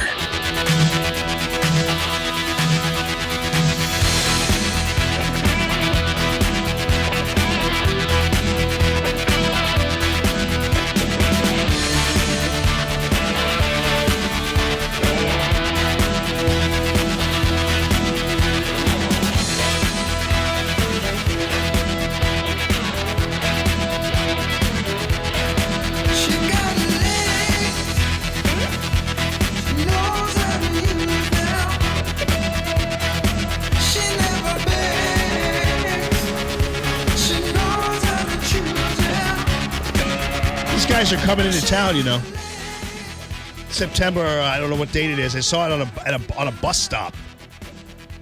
They're coming to the some casino or something. I don't know. Or did they name Riverport after a casino again or something? Okay, the Hollywood Casino. Okay, so that's where they're coming. Whenever I see that, I think they're playing at a casino, but they're not. I think it's at Riverport. I think it's hilarious. We all still call it Riverport. Everybody I know still calls it Riverport. It's because it is. Yeah, I know, right? You can call it whatever you want to call it, but it's Riverport. I'm going to Hollywood Casino. No, you're not. You're going to Riverport. That's where you're going. So, yeah, they're coming. I took to Aiden to go see them last time they were in town. They're really great in concert. They're fun, and they're good. You know who's really unfun? Beto O'Rourke. And between he and Castro, Tweedledum and Tweedledummer were made absolute fools of themselves. By the way, even though Castro was standing on a box, he was still short. Anyway, here is Beto O'Rourke talking about what he has planned for you and your guns. This guy wants to be president of the United States. Built the greatness and the success and the wealth. Sorry. I'm still on his forget July 4th. Let's talk about 1619 commentary. But Beto O'Rourke was all about. All right, Jim Talent's on with me. I'll get to it in a bit. But anyway, he's talking about the confiscation program. He says, yes, we will come after your AR-15. Jim Talent is on the line. Jimmy. It's not that I forgot about you. I just was so on a tear about these two guys. My goodness, I'm glad we have these debates because their idiocy is such in full display. It helps us. How are you, brother? I'm fine, Jamie. You got to go with the flow with the show, right? In other words, you got to go where your logic takes you. So you can feel free. I like being on the line listening to you. You know what? I don't think I'd like standing on a box for 3 hours. I mean, I really don't. I mean, under all that pressure, I think you'd start swaying after a while on that box. Yeah, I mean, I can't figure that out. I know you've been through a few debates yourself, and you've been in the political world a long time. But most of us normal Americans find it weird that a man would demand to stand on a box so that he's taller than he is. It's kind of bizarre. Well, I understand it because the appearances do matter. I never liked that format very much. I mean, the ones I liked were, and of course, with 10 people, it's almost inevitably going to be a joke. But I liked it where you could sit down with, your opponent and say on the radio for 45 minutes with a moderator, and just go back and forth, and without so many rules. If you could trust the moderator to be reasonably fair, and then you can really dive deeper into some of the questions. I always prefer that. But these people, particularly the ones who are not in the top tier, they have to make. Remember, the whole game for them is to make an impression in order to be able to survive longer in the race, and so they'll say just about anything to do that. And O'Rourke, I mean, if the term caricature of himself has ever been valid as applied to anybody, it's valid as applied to O'Rourke now. Yeah, I mean, O'Rourke managed to steal the look of a caricature and acting of a caricature from Cory Booker, who at one point famously called himself Spartacus. We thought he was going to be the one who went out and self-immolated, but it's Beto O'Rourke actually who is in flames. It's crazy, but let's put it this way. I'm glad he's honest about how he feels, because I'd hate for somebody to think that way and not tell us, about some of these things. Yeah, I don't think we have any reason to believe he's honest about that view. I think he'd say anything. At this stage. Yeah. You see what I'm saying? Yeah. Okay. So even the people who agree with him on that, I don't think are going to be impressed, because they're saying to themselves, and quite properly, well, if that's what he thought, why hasn't he been talking about that for years? Well, it's because that isn't necessarily what he thinks. In other words, he's just saying it. Yeah. He sat around, or so his handlers did, and said, what can we say that will get us quoted and get some attention? And he said that. I think. Don't you think? I mean, do you really think this tells you anything about what he really believes about the Second Amendment? I mean, I'm sure he has no problem saying this. I'm not trying to defend him. I'm just saying I don't think the guy's authentic at all. Yeah, maybe so. I mean, it's so incredulous that you could have an American talking about gun confiscation. maybe you're right. Maybe this is all just a one big fat lie, and it's not true. So I guess I'd hope it wouldn't be true, because I would hope that there aren't Americans who feel that way. But I don't know. Hey, by the way, I still think this is a situation where you have Elizabeth Warren coming out of the pack. I still believe she's going to be the nominee. What do you think? I've been saying for some time that I thought she has done well to this point. And I think part of it is because she is talking in the language of policy. In other words, she presents her plans, and I think it makes her look more substantive, and I think that's helped her, and more authentic. So I don't know that I go as far as to say I think she's going to be the nominee, but I think she's done very well to this point. I don't think Biden is as strong even as his poll numbers suggest, and in some of the states he's been dropping. So, I think she's done well in the campaign to this point, particularly given where she started. I actually thought she was going to have tremendous problems because of the whole issue with her claiming Native American status, which I just thought made her look ridiculous, and did make her look ridiculous. But she's managed to get past that. Yeah, I mean, I think it's one of those things where we've already seen, and I'm not comparing what this fat lie on the backs of her fellow Americans. I'm not comparing that to anything that Donald Trump did, but just as just on its face, Americans seem to be very forgiving, which is a good thing in a lot of ways. There were some things that everybody thought that totally disqualified President Trump from being president, and people look past that to assess him as a leader and as a doer, and on his competency that they could count on. And so I think similarly, even though it's really funny to talk about and really kind of sad that she did this and I think hurt other people in lying about her background, I do think Americans, if they do believe she's qualified, Democrats will still go for her. And I mean, listen, if you could wind up lauding and lionizing a guy who drowned his girlfriend in a creek, you could put up with anything. So, yeah, it's one of the things it shows is that Americans have, understandably but unfortunately, a very low opinion of their political leaders in general. And this is the point I made a lot of times. They don't, people will talk about, oh, well, this shows that this person is dishonest, and therefore they, this is very damaging, and it can be depending on the context. But Americans don't believe their political leaders are honest anyway. So, except in unusual circumstances, it's not generally a career ender. It's unfortunate. I mean, one of the big problems in the country, Jamie, generally, and you talk about this a lot, is that people don't have any trust or respect for that class of people who are the influencers, who are, if you want to call them the elites, quote unquote. They have lost the confidence of the people all over the Western democratic world. And it's because they've done a really terrible job. and they really need to admit it.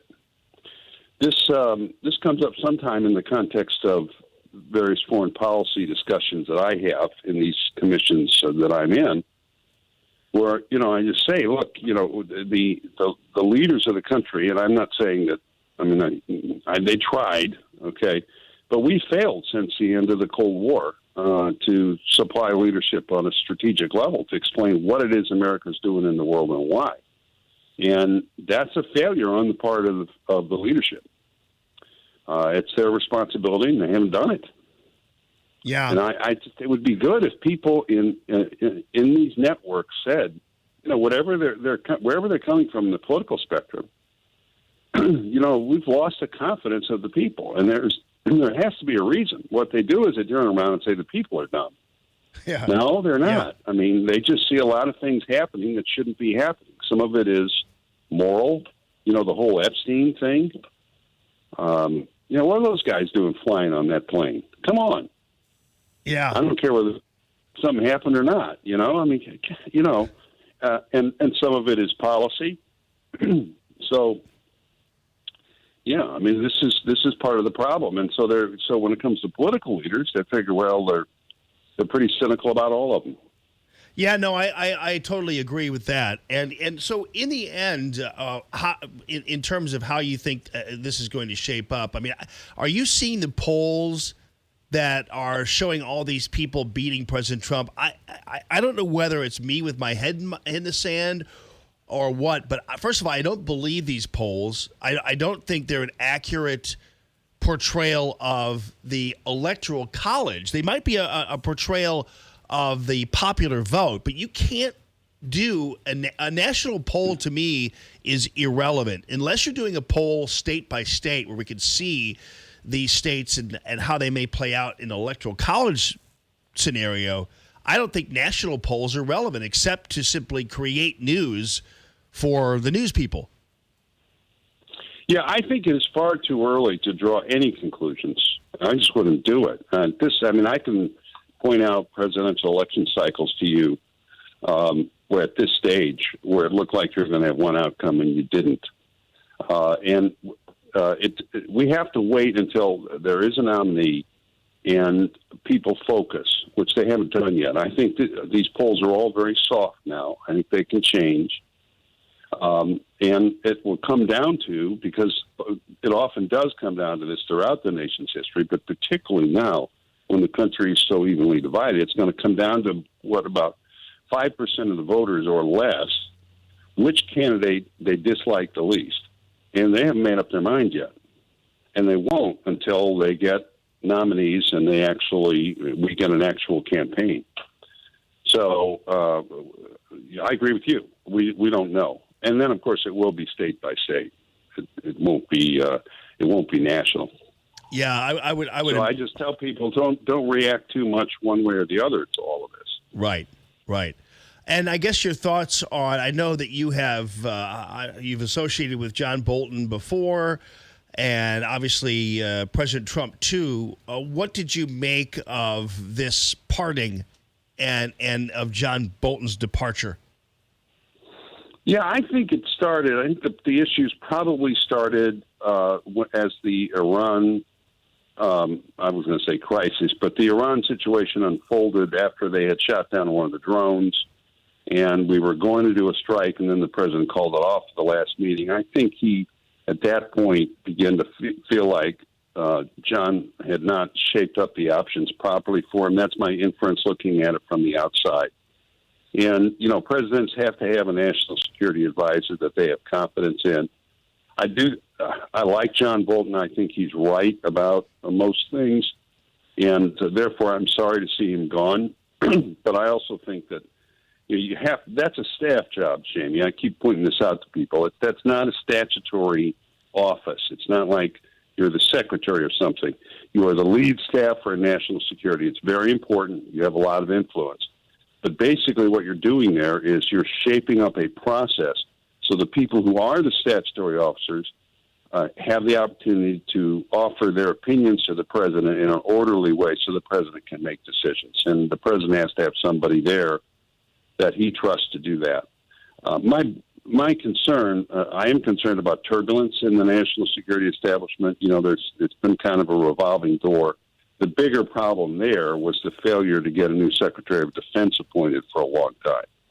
And I was very concerned about that. They finally got a very good one, but it took too long.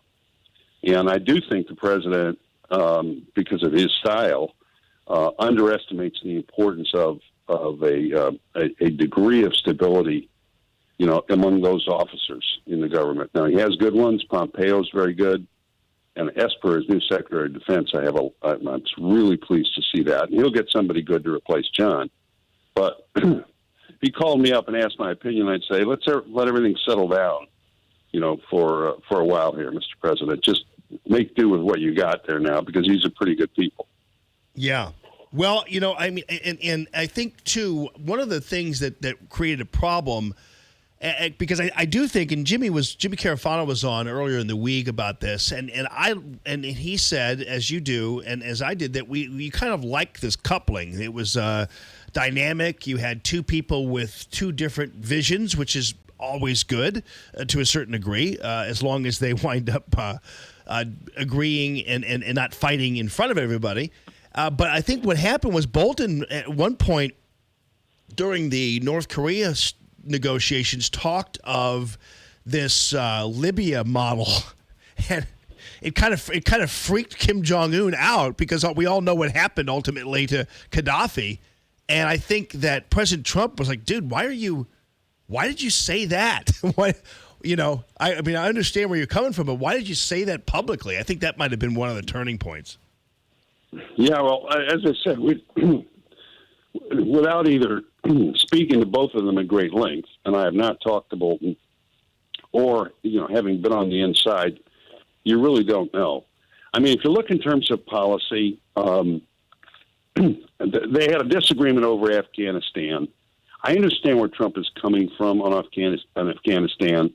Well, we keep seeing this now, the second president in a row, and we'll probably see it with the next one, is presidents don't like that mission.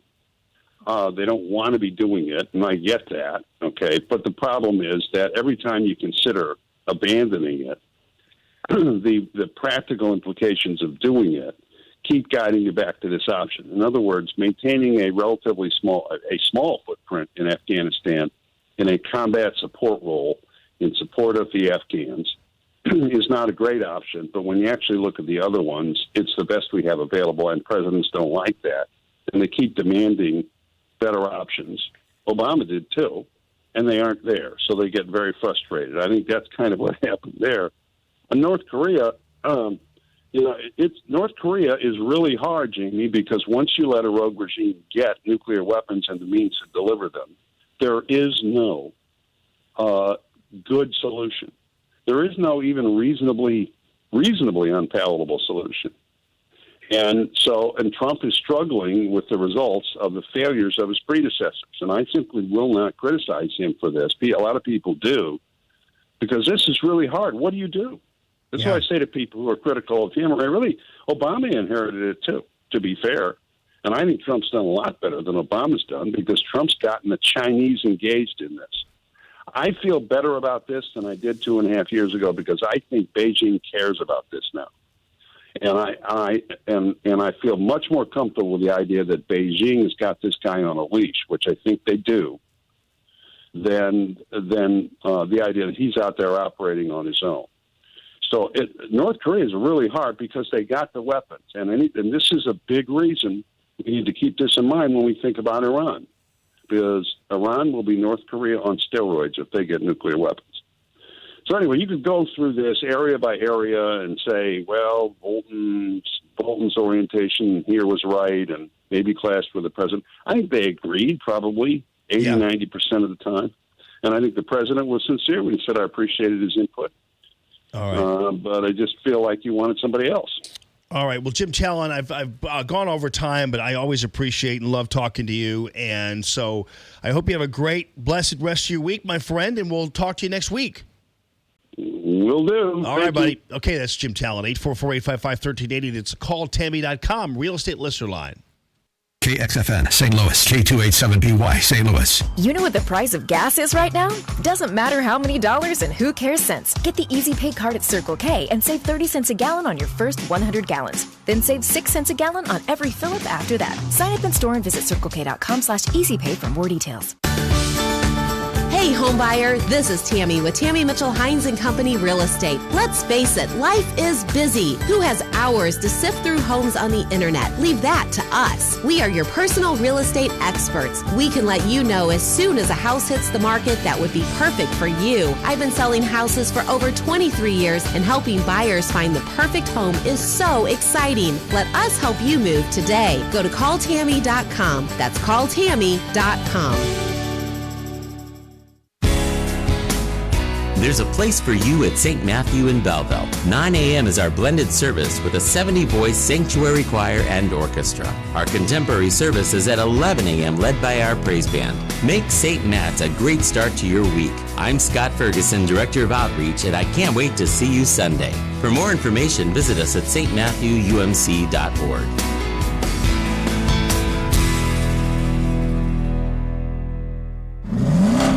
love that smell. That new truck smell. All cleaned up and ready to go. Did you get your vent visor? You know, the rain guard that goes over your window? Stop by Custom Car and Truck in O'Fallon, Illinois for free installation and lifetime warranty on vent visors. How about your bug shield? You don't want to mess up the hood of your new truck with dead bugs. Keep them off the hood with free installation and lifetime warranty bug shield. See John and the crew off Highway 50 in O'Fallon, Illinois, or online at CustomCarAndTruck.com.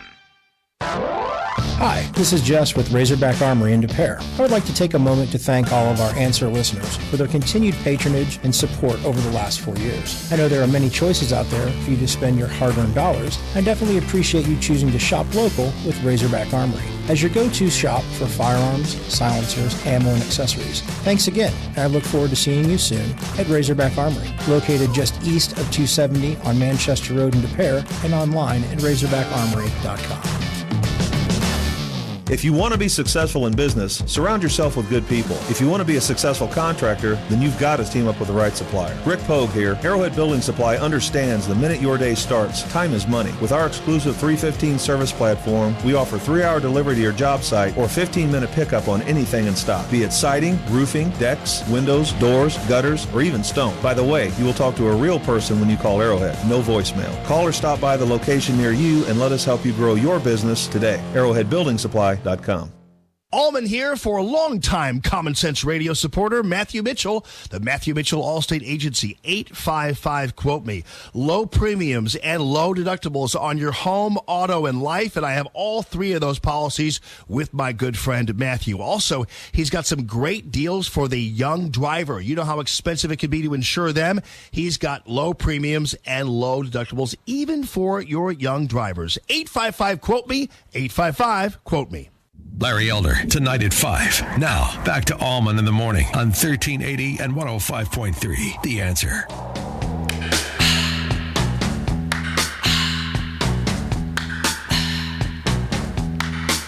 It's the time of the season. So we have all the analyticals from the debate and who did well and who didn't do well and or who was most interesting to people. Let's put it that way.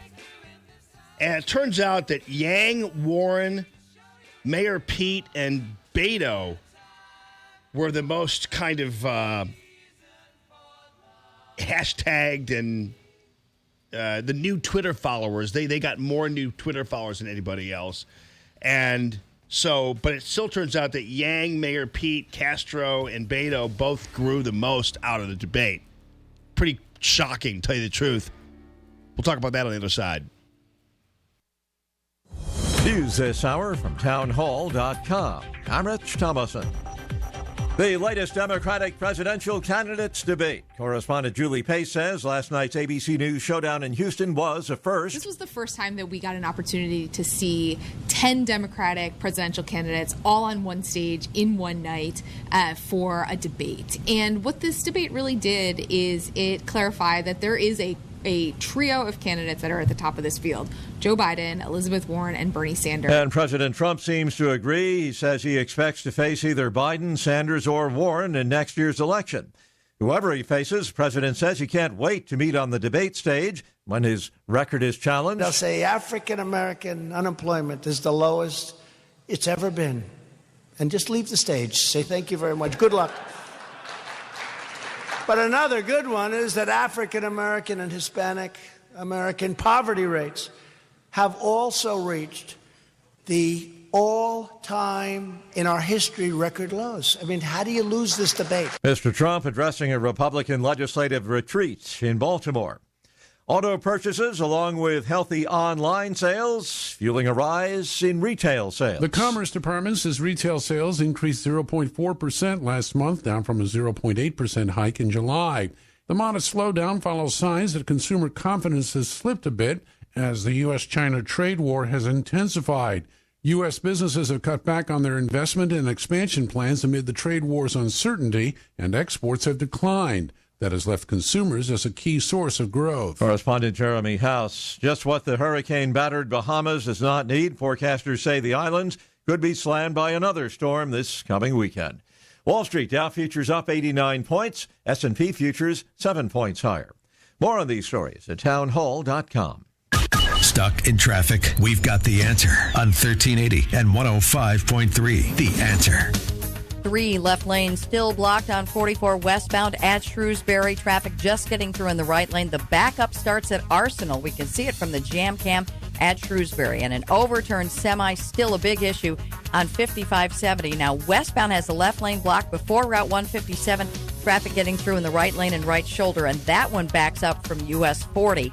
But 5570 eastbound with the left lane blocked there. Traffic just getting through in the right lane. No delays. And we've got delays on 70 eastbound Lake St. Louis Boulevard to Hughes.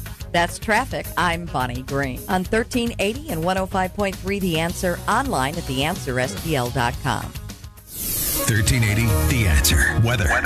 We'll have a passing morning shower, otherwise not as hot today, with a blend of sun and clouds, becoming less humid this afternoon. Today's high 84. We'll have partly cloudy skies tonight and a low of 62. It'll be mostly sunny and warm tomorrow with a high of 85. Mainly clear tomorrow night, the low 67. Sunny to partly cloudy skies expected for Sunday. It'll be hot with a high of 91. I'm Drew Shannon with your St. Louis Metro forecast on 1380 and 105.3 The Answer. Folks, ThrottleNet is going to be your IT bodyguard if you just take advantage of it, because I'll tell you one thing, there are a lot of places that didn't take advantage of it and now they are suffering because the malware people and the ransomware people all came in and essentially took over their systems and then said, hey, pay us or your system will stay locked. And so that's a devastating thing. And I told you before, when local governments like in Texas and Baltimore had it happen, they just used stolen tax dollars to pay off. You can't afford to do that. You don't have money laying around. You don't have $500,000 to pay somebody to unlock your system. That's why you need ThrottleNet to come in. ThrottleNet will do a free audit of your system. So it's totally free to have the ThrottleNet guys come in, look at your system, look at a situation where perhaps you have some holes, vulnerabilities, and fix the system off the bat. They'll fix the holes. That's the only time you ever have to pay them.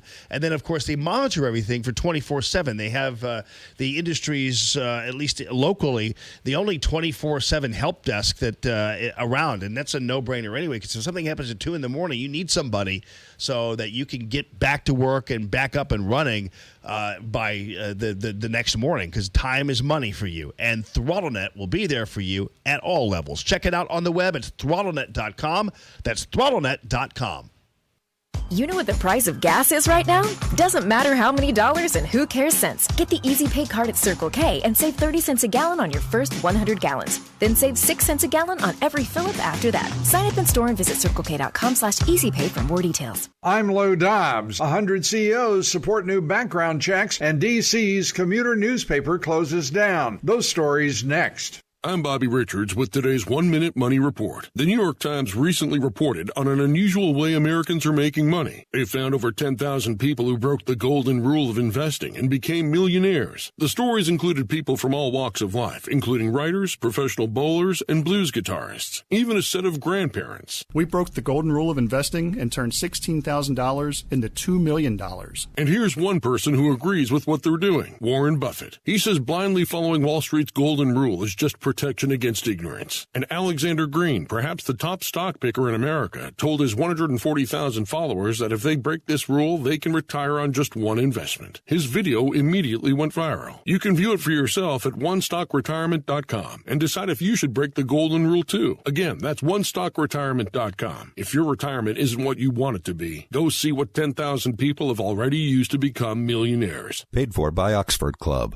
The director of the United Auto Workers Union in Missouri has been charged with corruption in a scheme allegedly to embezzle union money. Vance Pearson is also charged with spending union funds on swanky stays in California. Yesterday, he became the 10th person charged in the widespread investigation of union corruption. The CEOs of more than 100 companies have signed a letter asking Congress to expand background checks on gun sales. For the past 16 years, commuters on metro trains in Washington have received a free daily newspaper called Express. In 2013, it was bought by Amazon billionaire Jeff Bezos, who just decided to pull the plug. The headline on the final edition took a shot at Bezos, reading, "Hope you enjoy your stinking phones." whatever that means. Please join me for Lou Dobbs tonight, 7 o'clock and 10 Eastern on the Fox Business Network. This is the Lou Dobbs Financial Report. Common Sense Radio with Allman in the morning on 1380 and 105.3. The Answer. Give me land, lots of land, and the starry skies above. Don't fence me in. Let me ride through the wide open country that I love. Don't fence me in. Let me be by myself in the evening breeze. Listen to the murmur of the cottonwood trees. Send me off forever, but I ask you please. Don't fence me in. I have a list of a bunch of companies that signed a letter wanting your gun rights to be restricted, and they sent it to the U.S. Senate. So I will tell you who those companies are in just a few.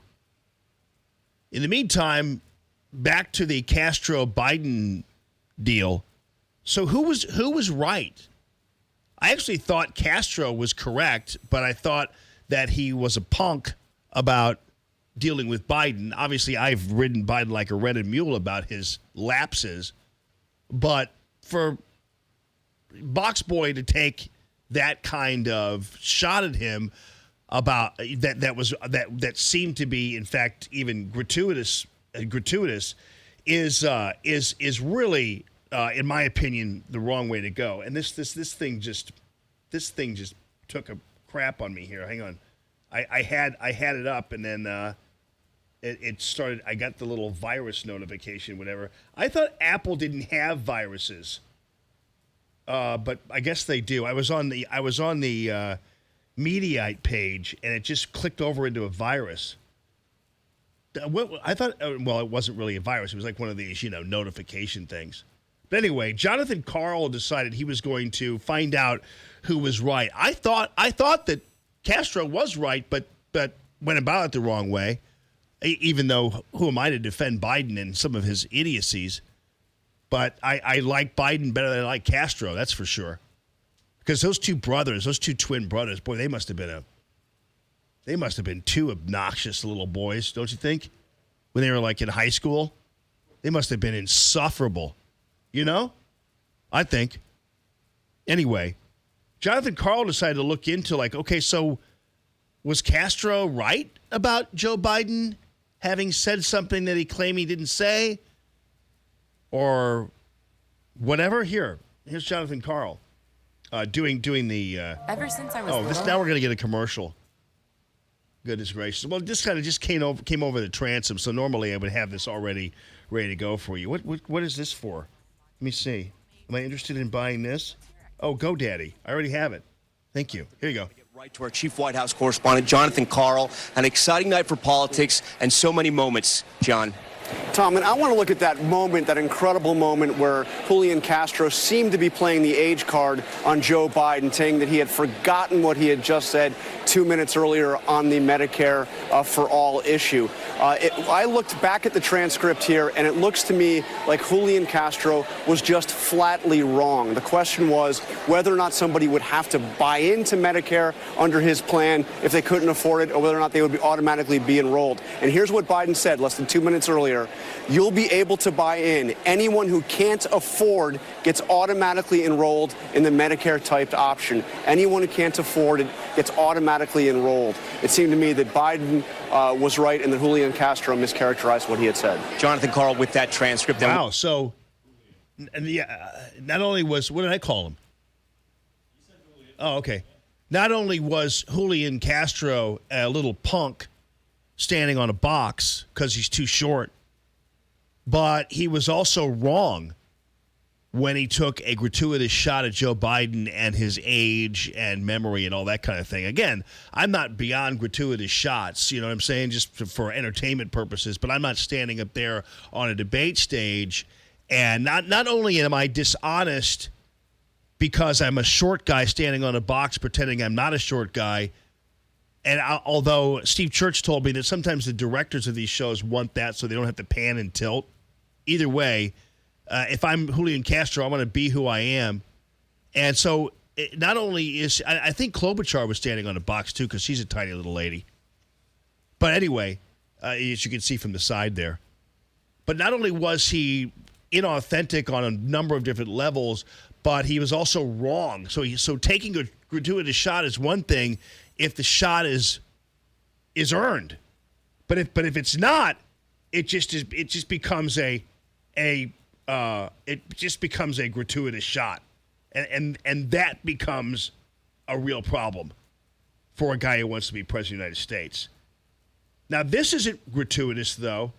I don't know whether you were able to hear Joe Biden answer a question and his answer was basically just unintelligible.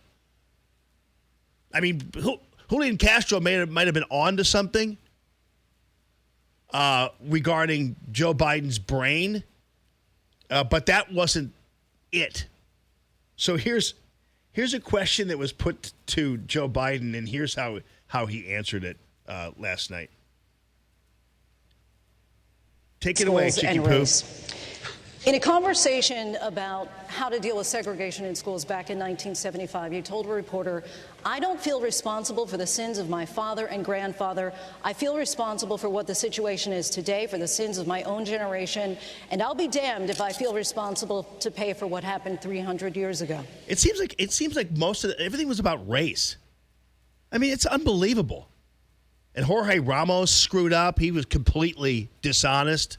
Anyway, I should just stick with this. You said that some 40 years ago. But as you stand here tonight, what responsibility do you think that Americans need to take to repair the legacy of slavery in our country? Oh, my goodness gracious. Can you believe that? And again, I'm kind of defending Joe Biden because it's like, the legacy of slavery? I mean, it was all that Beto was talking about, even to the point where he threw July 4th, 1776 under the bus. But is this what we're getting from a black journalist now? Is an obsession with the legacy of slavery? Come on. Are even black people concerned about the legacy of slavery right now in their lives? Because I'll tell you one thing. I talk to black people all the time, and they don't seem to want to direct the conversation to the legacy of slavery. They just don't. Anyway, here's Joe Biden, of course, answering a horrible question. Horribly. Well, they have to deal with look, there is institutional segregation in this country. And from the time I got involved, I started dealing with that. Redlining, banks, making sure that we are in a position where, look, we talk about education. I propose that what we take is those very poor schools, the Title I schools, triple the amount of money we spend, from $15 to $45 billion a year. Give every single teacher a raise to the equal raise of getting out the $60,000 level. Number two, make sure that we bring in to help the teachers deal with the problems that come from home. The problems that come from home, we have one school psychologist for every 1,500 kids in America today. It's crazy. The teachers are retired. I'm married to a teacher. My deceased wife is a teacher. They have every problem coming to them. We have to make sure that every single child does, in fact, have 3-, 4-, and 5-year-olds go to school, not daycare, school. We bring social workers into homes of parents to help them deal with how to raise their children. It's not that they don't want to help. They don't know quite what to do. Play the radio. Make sure the television, make sure you have the record player on at night, the phone. Make sure the kids hear words. A kid coming from a very... He was on to something there for a second. Then he's like, play the radio, which I'm a fan of that approach. Is that what my answer should be when somebody confronts me about the legacy of slavery? I think you should just play the radio. Tell you the truth. How would that answer go over? What would you do about the legacy of slavery? I don't know. Play the radio? What do you think? I think you should listen to Radio Free Allman. That'll resolve the legacy of slavery once and for all, sir. And at the same time, I have here the copy of the original cast of The Man of La Mancha. And as far as I'm concerned, what you should do to erase the legacy of slavery is have the record player on at night and play Man of La Mancha or any other record for that matter. I have plenty of records. I have a whole thing of albums. Some of them might have seeds in the crevasse of the album, in the fold of the album, and you could just blow those out of there and take the record out and play the record at night. Do you have any other questions? That's what I'd do. I could be president under those circumstances. Jamie, I'm almost positive he was about to say phonograph. After he said record player, he says, I thought he was going to say phonograph, man. Like, wow. It's funny because he's not that old, you know what I'm saying? But he still would say phonograph. Play the rotograph. Get out those You know, folks, here's how you end the legacy of slavery. You get out those wax discs and you put them in the rotographer. That's what you do. Just like the old days. Because that's what blacks always love to hear about, the old days. Just like old times. Remember that Chris Rock thing? I loved it when he talked about why black people don't like going to baseball games. It was awesome. It was really funny. And I don't agree. I don't know whether that's the case. I'm just saying. But yeah, take out the wax desk and put it in the rotographer. It doesn't stop there though. Here, so he seems to be on to something about, you know, like the legacy of slavery. It's President Trump is doing more to erase the so-called legacy of slavery by empowering blacks economically and making them stakeholders in an economy. I just think that's how you do it. You know, bettering education, school vouchers, all those things that empower the black community. That if there is a legacy of slavery, that's how you do it. And so Biden was on to something there for a little bit, talking about some meat and potatoes, family, school, economic issues, which I understand. He just I don't think he has an effective way of doing it as much as President Trump did. Then he got into that play the radio and thing, and then it didn't stop it. They don't know quite what to do. Play the radio. Make sure make sure you have the record player on. Yeah. Have them watch TV. Turn on the banana splits. They'll love that. Here, okay, anyway. Quite what to do. Play the radio. Make sure make sure you have the record player on at night. The phone. Make sure the kids. He almost said the phonograph. You're right, Phil. What would the record player have on? I'm really honestly would love to know.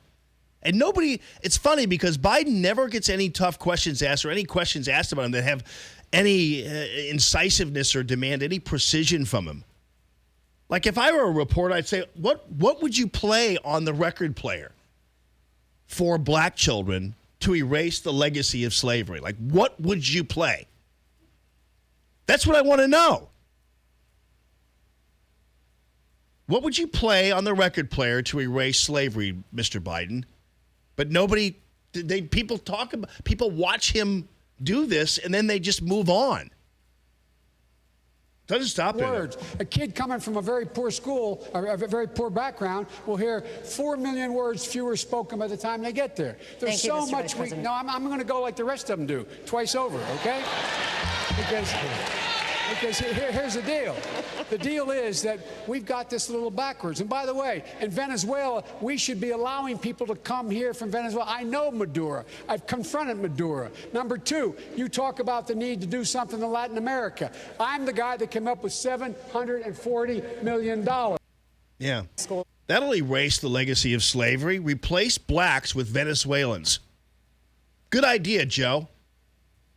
That could because after all, blacks love it when people come here from other countries and take their jobs. They really dig that.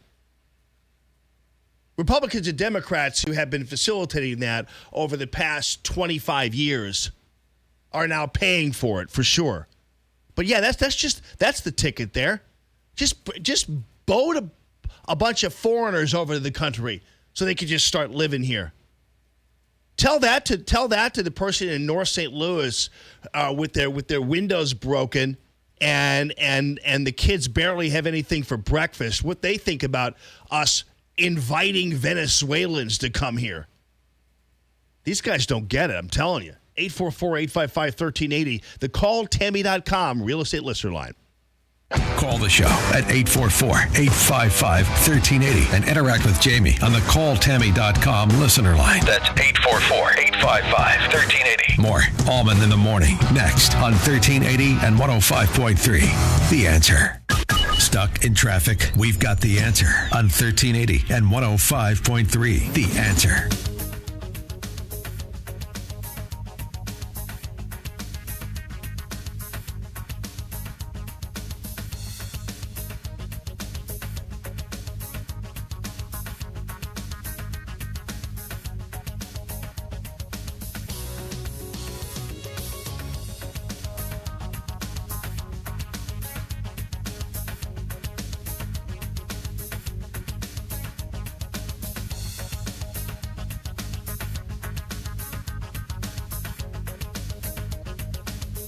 On 1380 and 105.3 The Answer, online at theanswerstl.com.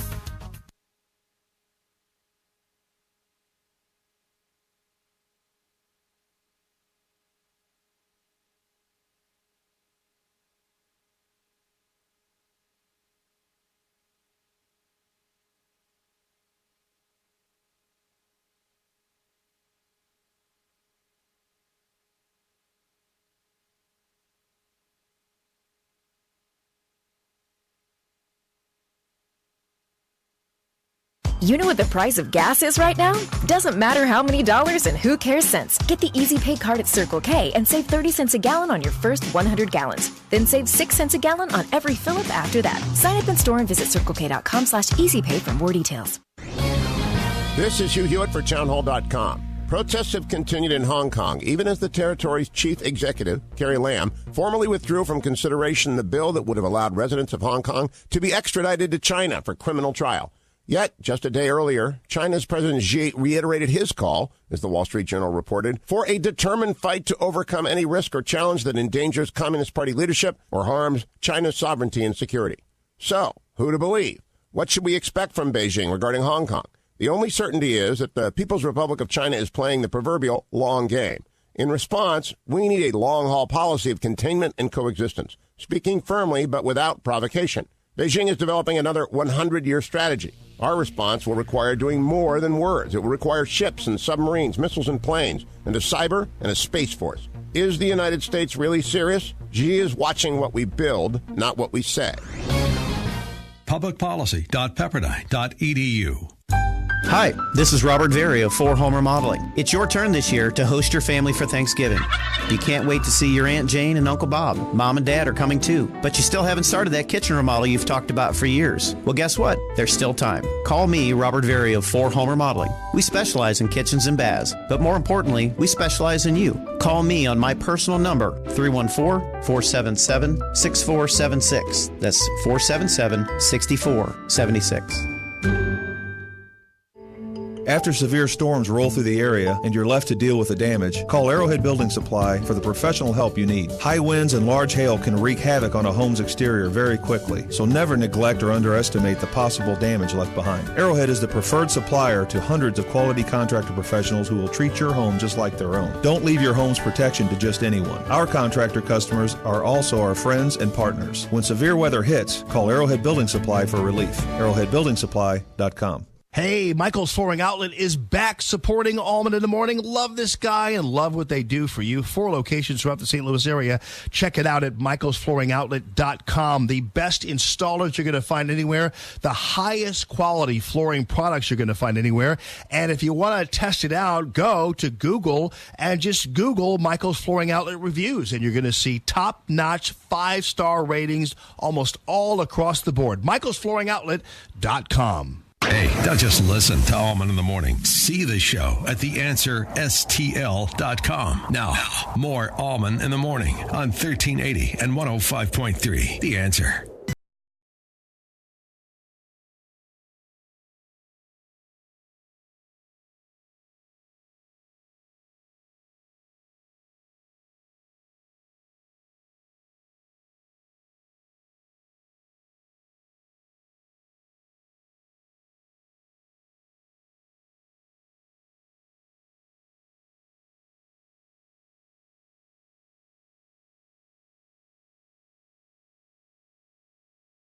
urging the Senate to pass a bill to require background checks on all gun sales and a strong red flag law. And, of course, what this really is a foot in the door to more gun control. The background check thing isn't going to. It becomes a gun registry. It's wrong, and background checks wouldn't have resolved not any of these mass shootings that apparently these nincompoops are addressing. But anyway, for your edification, the companies that are writing the U.S. Senate are Airbnb. Bain Capital, the old Mitt Romney outfit. Romney, by the way, has said, I'm not going to endorse anybody in 2020. This guy still is such a petulant little punk, little baby, little walnut salad eating, strawberry vinaigrette pansy. You know what I mean? He's just such a little punk. Romney, and you could, and he's one of those guys, man, who doesn't even pick up his feet when he walks. It's so infuriating. Anyway, that's Bain Capital involved in this now. Beyond Meat, whoever they are. Let's see. Condé Nast, Credit Karma, Dick's Sporting Goods. I don't know what it is, but I don't know why Dick's Sporting Goods is just simply desperately trying to ruin their brand. DoorDash, Ecolab, Eventbrite, Gap, Impossible Foods. I don't know who those are. Let's see. Cabbage Inc. I've heard of them.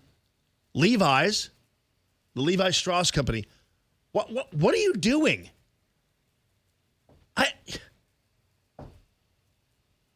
Think of all the people out in certain gun-loving rural America, for instance. What kind of jeans are they wearing? Probably a lot of them Levi's. Let's see. Pinterest, Postmates, Reddit, and Royal Caribbean Cruises. Those are just the companies that I think you might know.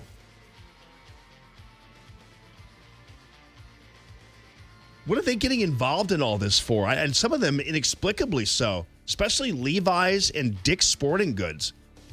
Doesn't make any sense. 844-855-1380. Then call Tammy.com real estate listener line. Doug Giles on the way. With SRN News, I'm Rich Thomason in Washington. The latest Democratic presidential candidates debate in Houston last night. 10 candidates sharing the debate stage. They talked about issues ranging from health care to gun control. President Trump tells reporters he expects to face either Joe Biden, Bernie Sanders, or Elizabeth Warren in next year's election. Auto purchases as well as robust online sales fueling a rise in retail sales last month. The Commerce Department says retail sales rose by a respectable 0.4%. Just what the hurricane-battered Bahamas does not need, forecasters say the islands could be slammed by another storm this weekend. A tropical storm warning is up for the northwestern Bahamas.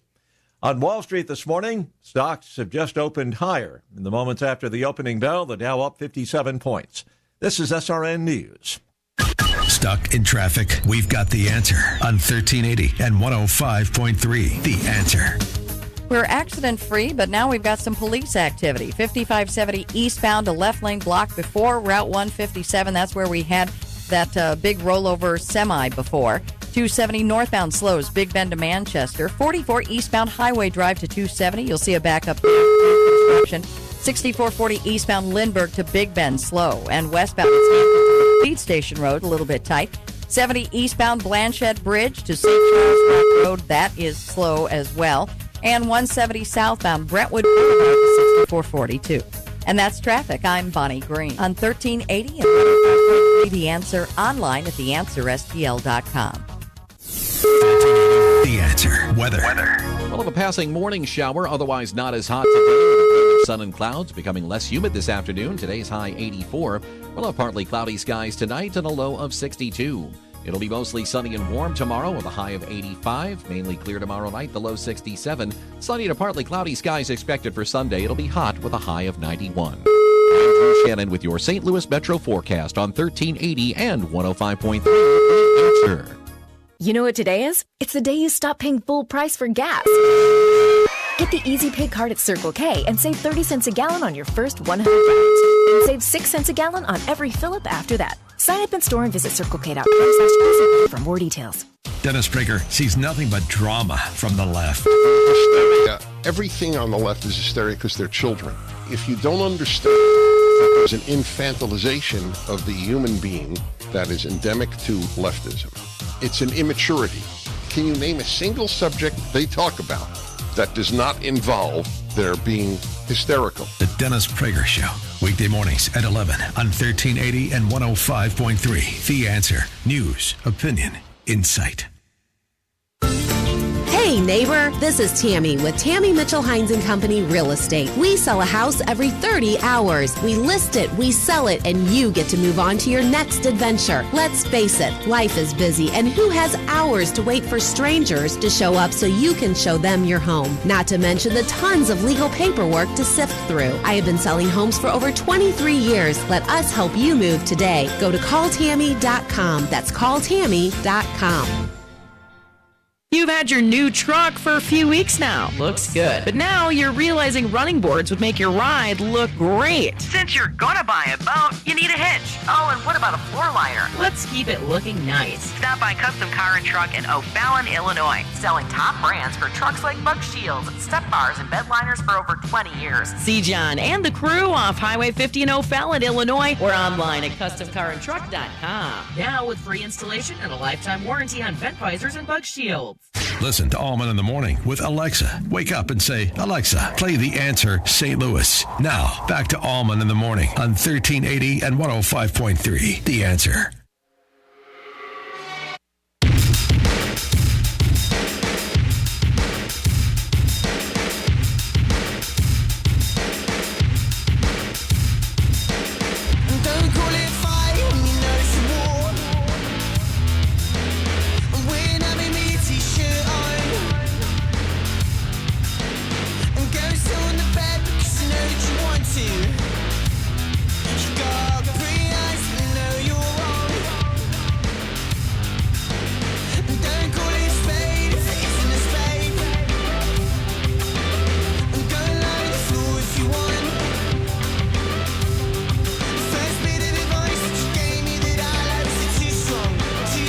So it wasn't just Castro standing on the box. It was also Klobuchar and Harris was standing. I didn't know Harris was that tiny, but she was standing on the box too. And what's interesting is that who had the bigger box? Who had the bigger box, Phil? Castro. Yeah. Castro had the bigger box. Yeah, Castro had the bigger box. Listen, again, to me, it's completely inauthentic, and I realize that there are some people who are saying it's just because it's a director thing, and I get it, but most of the shots were from above. They weren't panning unless they go back and forth on somebody. And you should hear these two guys talking about gun control and everything else. But and Beto said, I'm definitely going to grab your guns. Let me get one more thing in about Joe Biden, and then I'm done, okay? So there's a soundbite out there. We were talking about the teeth earlier. I mean, you know what? I feel bad about all these kind of gratuitous things because there are plenty of issues to tackle, and we have tackled the issues. But you can't kind of avoid this though, and I don't want to appear to be petty, but sometimes that's a thing. And like for instance, substantively, you can talk about all the inaccuracies in Biden's statements, like Biden saying we didn't keep people in cages. Well, yeah, you did. That was the picture everybody was using to attack Trump for keeping people in cages. That picture was from 2014. So you did keep people in cages, liar. But anyway, here's the soundbite that is an indicator of Biden trying to keep his teeth in. But 4 months after Sandy Hook, a measure to require expanded background checks died on the Senate floor. If you couldn't get it done after Sandy Hook, why should voters give you another chance? Because it got done before. I'm the only one up here who's ever beat the NRA. His teeth fell, his top of his teeth, they fell out. I am not kidding you. And I don't mean to laugh about it either, but he did. I mean, he was, do you, Phil, take your headphones off and come over and look at this just so you can confirm it for me so that people don't think I'm just kind of making a thing. I've actually frozen on one frame here. Wait, come here, though. Watch this. Here. Another chance. Because it got done before. I'm the only one up here who's ever beat the NRA. Only one ever beat the NRA nationally. And again, if you're wearing false teeth, that's going to happen unless you're not using Efferdent or whatever they call that. Yeah, I thought they made industrial strength stuff that keeps that from happening. What's the deal? I don't know. You'd think that the former vice president, would have only the best. You know what I mean? But it was pretty obvious that his teeth fell out of his mouth. He was keeping him in like that. And again, I'm sorry, I hate to break it to everybody, but yeah, that's kind of how it all went down. It was a bad night as far as I'm concerned for Dems, but it was a good night for us because we were able to see all these people in all their full glory. And Beto O'Rourke, although it's disturbing that he had, more. He was the fourth in adding Twitter followers, everything else, but this gun issue really was pretty incredible. Between he and Castro, Tweedledum and Tweedledummer, they were both right down there at the end of the stage.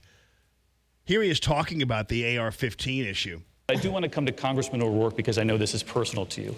El Paso is your hometown. Some on this stage have suggested a voluntary buyback for guns in this country. Here's the other thing, and again, David Muir hit on something that Alyssa Milano was so obnoxious about. Being personal to you is not a reason to, first of all, pass any law, and secondly, is irrelevant when it comes to you talking about constitutional rights.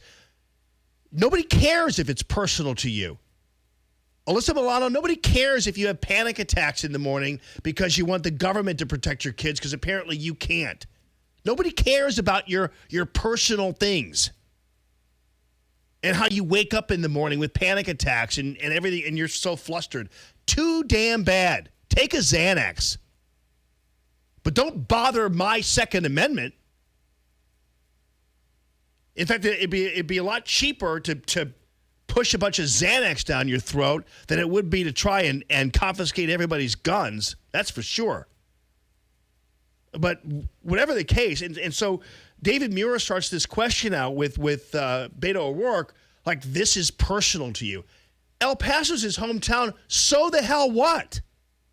That's irrelevant. And does it make me sound like I'm unempathetic and whatever else? Maybe it does, but you know what? There's no room for feelings when it comes to infringing on people's constitutional rights.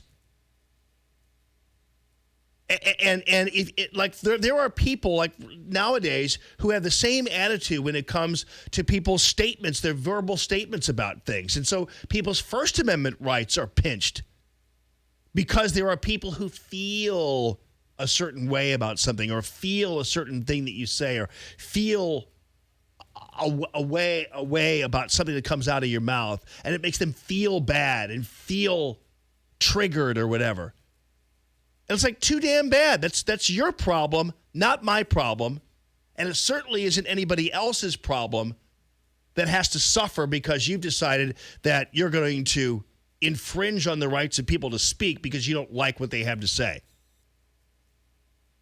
And this whole thing with David Muir, and again, I don't even know whether Beto O'Rourke would ever say himself, this is personal to me, because it's a bad tactic.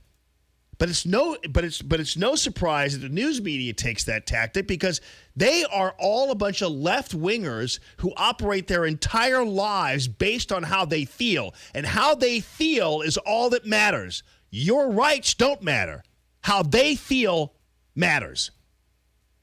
And Alyssa Milano, I'm not trying to be unempathetic to people who have panic attacks. Come on. But believe me, there are people who have panic attacks and severe anxiety sometimes actually really do have severe anxiety. If anything, Alyssa Milano is undercutting even people with these kinds of disorders or things that happen to them, because all she's worried about is some luxury issue like gun control. I mean, nobody wakes up in the morning and actually has a panic attack worried about some issue. And if you do, you've got some political issue. Then if you do, then you have a problem. You're way over worried.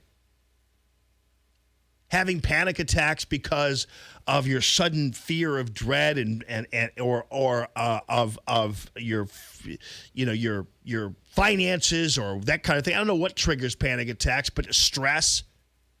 Anyway, but again, David Muir sets the table here the way all the media operates, and that is they coddle people based on how they feel. Not on whether there's any legitimacy on the issue. So anyway, let's begin this again. Congressman O'Rourke, because I know this is personal to you. El Paso is your hometown. Some on this stage have suggested a voluntary buyback for guns in this country. You've gone further. You said, quote, Americans who own AR-15s and AK-47s will have to sell them to the government, all of them. You know the critics call this confiscation. Are you proposing taking away their guns? Critics call this confiscation. No, it's confiscation. And Beto O'Rourke's going to tell you right now, you're damn right it's confiscation. And how would this work? I am. If it's a weapon that was designed to kill people on a battlefield. And again, the AR-15 was not designed to kill people on a battlefield. It has been used on a battlefield before, but maybe by a bunch of Chechens or Russians or whatever. But there's no American that takes an AR-15 into battle. You'd be turned into liquid in this day and age. And if a weapon, actually, to tell you the truth, if a weapon is designed for the battlefield, that's the perfect gun to have. Do you know why it's the perfect gun to have? A gun designed for battle is a perfect gun to have because the Second Amendment was designed for battle. The Second Amendment actually it wasn't designed for a Saturday night special, even though obviously it covers that. The Second Amendment was a creation of our founding fathers who feared desperately their government and feared tyranny because they lived through it and wanted to make sure that Americans would never have to live through that again. This is my view of this is not a radical point of view, nor is it an anti-government point of view. It's an accurate depiction of where the Second Amendment came from. The Founding Fathers did not anticipate carjackings and home burglaries or what have you. What they were anticipating was a government that could, because it did, turn on its citizens. They were afraid of the government, which is why they wanted to make sure that Americans had the ability to not only be armed, but to create a militia, if they had to resist tyranny.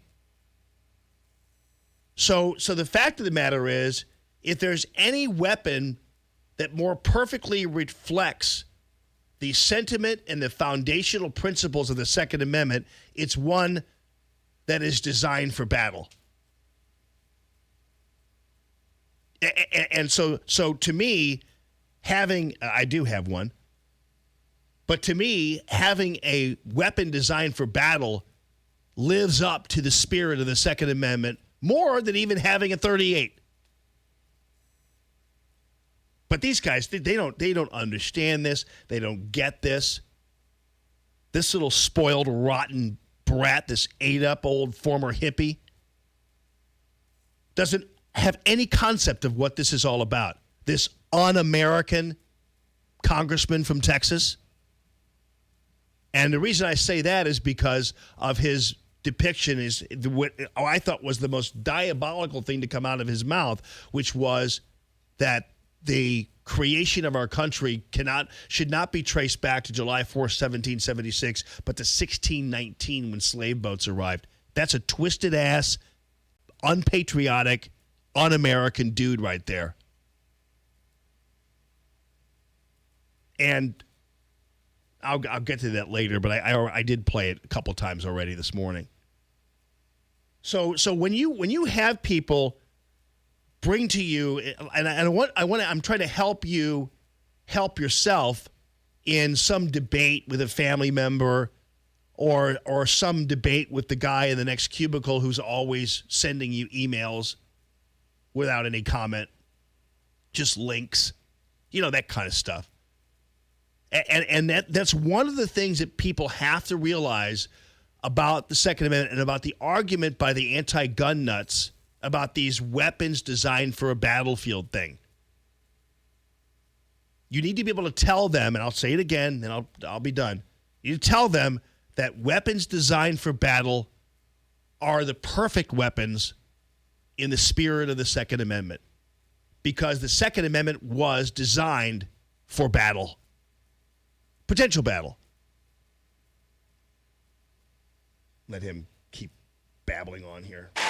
The high-impact, high-velocity round, when it hits your body, shreds everything inside of your body because it was designed. Perfect. I like that. That's actually perfect. That's perfect for when the government comes knocking on your door to do whatever, like the Brits did. That's perfect for people who are going to oppress you. It's perfect to have bullets that will shred them from the inside out. That's perfect. Beto O'Rourke is describing the perfect gun to have for the Second Amendment for Americans. And because the government, you don't want the government, although they do, obviously, with missiles and that kind of thing. That's like this whole argument that only police should have guns. I'm like, that's a nightmare in this republic. It'll never happen. I'll take a break here and finish up on this point, but believe me, this is hugely important. This is a very important point here. And a gun that turns your guts into liquid is perfect for the Second Amendment. Perfect. 844-855-1380. The call, Tammy.com, real estate listener line. More Allman in the morning coming up on 1380 and 105.3. The Answer. I've been trying to lose weight for 12 years now, but nothing ever works long term. Low carb, low fat, keto, fasting. I need help. Hello, this is Dr. Jim Hankinson of Back to Wellness Chiropractic. I am the leading doctor when it comes to weight loss management in St. Louis. We offer a proven program that will help you lose weight and make healthy lifestyle changes. To learn more, go to stlbackdoc.com. That's stlbackdoc.com. And don't forget to listen to my weekly wellness show every Saturday morning at 11 a.m. right here on The Answer.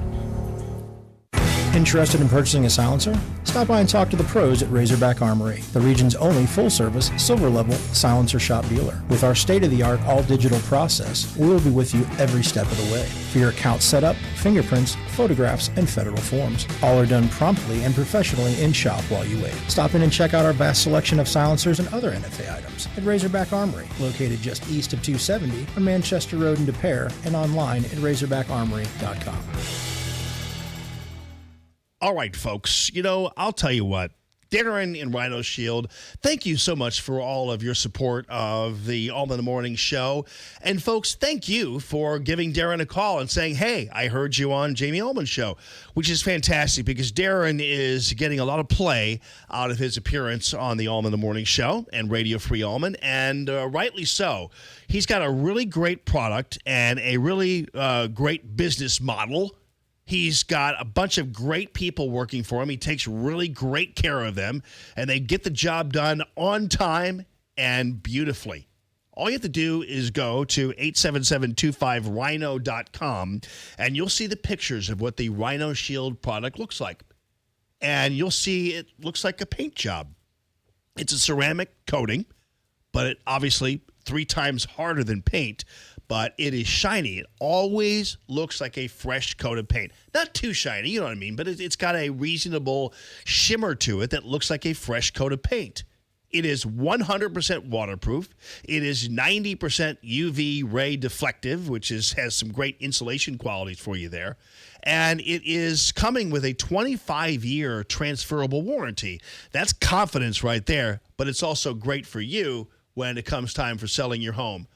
Great for your home on exposed brick or stucco.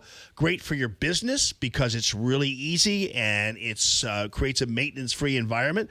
Great for your vacation home so that when it's out in the sticks and whatever and you're not paying attention to it over the wintertime, what have you, you don't have to worry about it come spring to paint, maintain, all that kind of stuff. It's fantastic. Great deals are to be had by now because Darren's running his trucks before winter comes along. So check it out on the web. It's 877-25rhino.com or on the phone, 877-25rhino. Indeed, used by over 3 million businesses for hiring, where business owners and HR professionals can post job openings with screener questions, then sort, review, and communicate with candidates from an online dashboard. Learn more at Indeed.com/hire.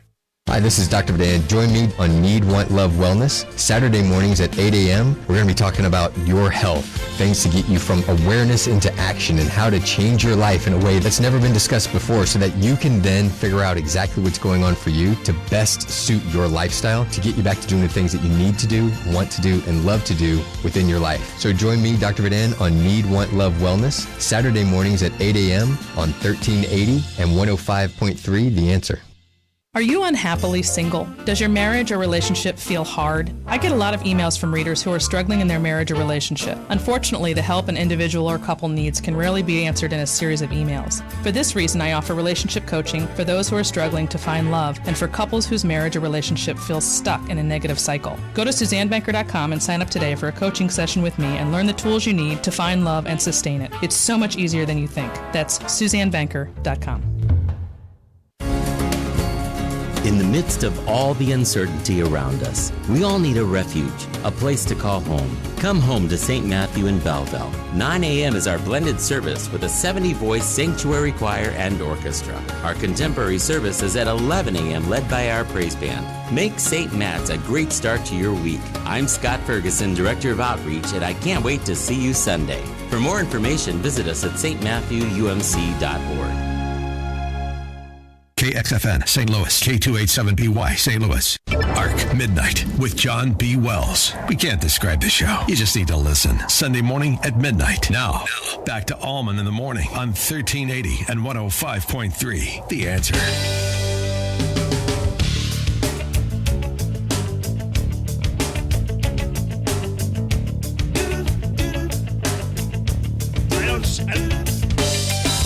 Not too much I'd have to steal. Bringing my best with me, nothing to conceal. It's part of the renovation. Make sure that I'm showing my appreciation. The future's wide open. Wide open.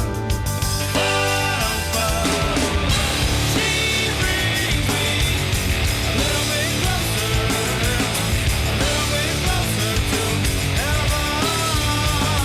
Good morning, everybody. Happy Friday. Mike is on line 1. Thank you very much for calling the show, buddy. How you doing? Hey, Jamie, doing great. I was just wanting to tell a story about only the police having guns. Yeah, So, what's up? I was backpacking. I was backpacking around East Germany. It was about probably 4 or 5 years after the wall came down.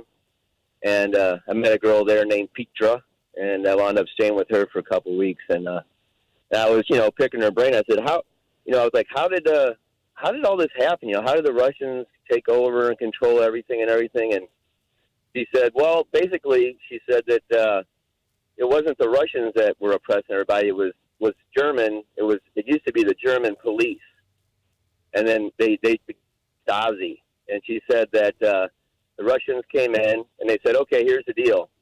You guys can work for us. Your families will have special access to food and great housing, and your kids will go to the best schools, and you'll do what we say. Or you can not do that, and then you can go join the rest of the people and live in hovels and wait in line for bread and bananas. Wow. That's how it worked. Unbelievable. I mean, it's very simple, and people make it sound like we're the ones who are radicals. No, when it's your own family on the line, your own kids, and you're given that choice, what are you going to do? Yeah, I mean, that is incredible. I mean, I appreciate the insight there, Mike. Thanks a ton. Syl, it looks like Syl is on line 2. What's up? Is it Syl? It is Syl, Jamie, calling from the Center of Stupidity in San Francisco. Oh, that's right, man. How you doing? I'm good. I just wanted to add to your comment. You were talking about how Beto was describing the weapon that was the exact reason for the Second Amendment.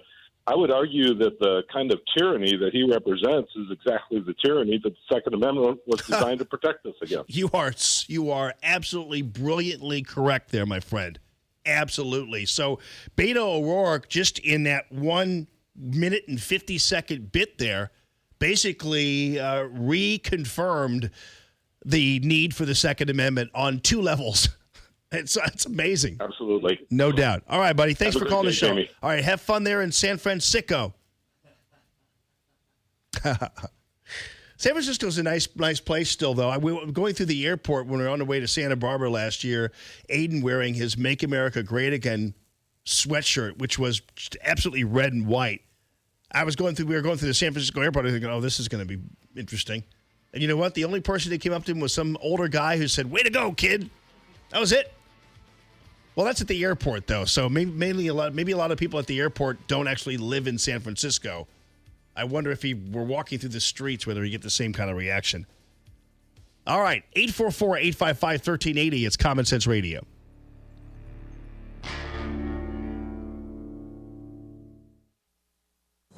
News this hour from townhall.com. I'm Rich Thomason. Strong retail sales numbers sending the Dow and the S&P close to all-time highs. The Commerce Department reports sales rose 0.4% last month, the increase driven by robust auto and online sales. It was one of the sharpest exchanges of last night's Democratic presidential candidates debate, an exchange between Joe Biden and Julian Castro over who would be eligible for coverage under competing health care plans. They do not have to buy in. You just said that. You just said that 2 minutes ago. You just said 2 minutes ago that they would have to buy in. You said they would have to buy in. Have to buy in. If she qualifies for Medicaid, are you forgetting what you said 2 minutes ago? 10 candidates sharing the stage in last night's ABC debate in Houston. President Trump on the field of potential Democratic challengers. We have 3 people that are leading. I sort of think that those 3 people are going to take it to the end. It's going to be one of those 3, I think. The president saying that he expects to face either Biden, Sanders, or Warren next year. Felicity Huffman will earn her punishment today for her role in a sweeping college admissions bribery scandal, the so-called Varsity Blues affair. Prosecutors want the actress to serve a month in prison and pay a $20,000 fine after she admitted to paying $15,000 to boost her older daughter's SAT scores back in 2017 with the help of an admissions consultant at the center of the nationwide scheme. Huffman's lawyers are asking for a year of probation, 250 hours of community service, and a $20,000 fine. Correspondent Matt Small. President Trump says he will not be naming Secretary of State Pompeo as his next national security advisor. There had been rumors that Pompeo would be named John Bolton's successor while keeping his job as Secretary of State as well. Wall Street, the Dow up 49 points, the S&P 2 points higher. More on these stories at townhall.com. Stuck in traffic? We've got the answer on 1380 and 105.3. The Answer. Just a couple of slow spots still with us. 6440 eastbound, a slight delay, 170 to Big Bend. And westbound, it's Clayton Skinker to Laclede Station that's slow. Eastbound 44, Highway Drive to 270. You'll just see a tap of the brakes there into that long-term roadwork. 170 southbound Brentwood Boulevard to 6440. But the big deal are all of the streets that are closed for the Taste of St. Louis. Now, the hours are today from 4 to 11, tomorrow from 11 to 11, and Sunday 11 to 6 p.m. And that's traffic. I'm Bonnie Green on 1380 and 105.3 The Answer, online at theanswerstl.com. 1380, The Answer. Weather. We'll have a passing morning shower, otherwise not as hot today, with a blend of sun and clouds, becoming less humid this afternoon. Today's high 84.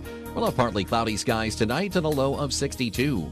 It'll be mostly sunny and warm tomorrow with a high of 85. Mainly clear tomorrow night, the low 67. Sunny to partly cloudy skies expected for Sunday. It'll be hot with a high of 91. I'm Drew Shannon with your St. Louis Metro forecast on 1380 and 105.3 The Answer. Folks, I got to tell you, Michael's Flooring Outlet, I love this guy. I love the fact that he's got the kind of background and history that he does. I'm talking about a guy who began 25 years ago, Michael's Flooring Outlet, with just $700 in his pocket. Pretty amazing. And now it's a flooring dynasty in town here. And people I know, I've attempted to kind of do their flooring through the big box stores, and they go and they're kind of looking at these tiles and holding them in their hand or putting them together on the floor or whatever else that is. And then suddenly you got to go through the ringer of having somebody from the outside, not even associated with the box store, to install them, that kind of thing. And it just doesn't work out well, my experience. So Michael has done 3 different flooring jobs for me, and you can see the flooring in all its living color there, right there at michaelsflooringoutlet.com. And you're able to see the ceramic tiling. You're able to see the vinyl, the luxury vinyl that kind of looks like wood flooring, whatever, if you don't want to go there. The wood flooring is great. He's got waterproof wood flooring for you.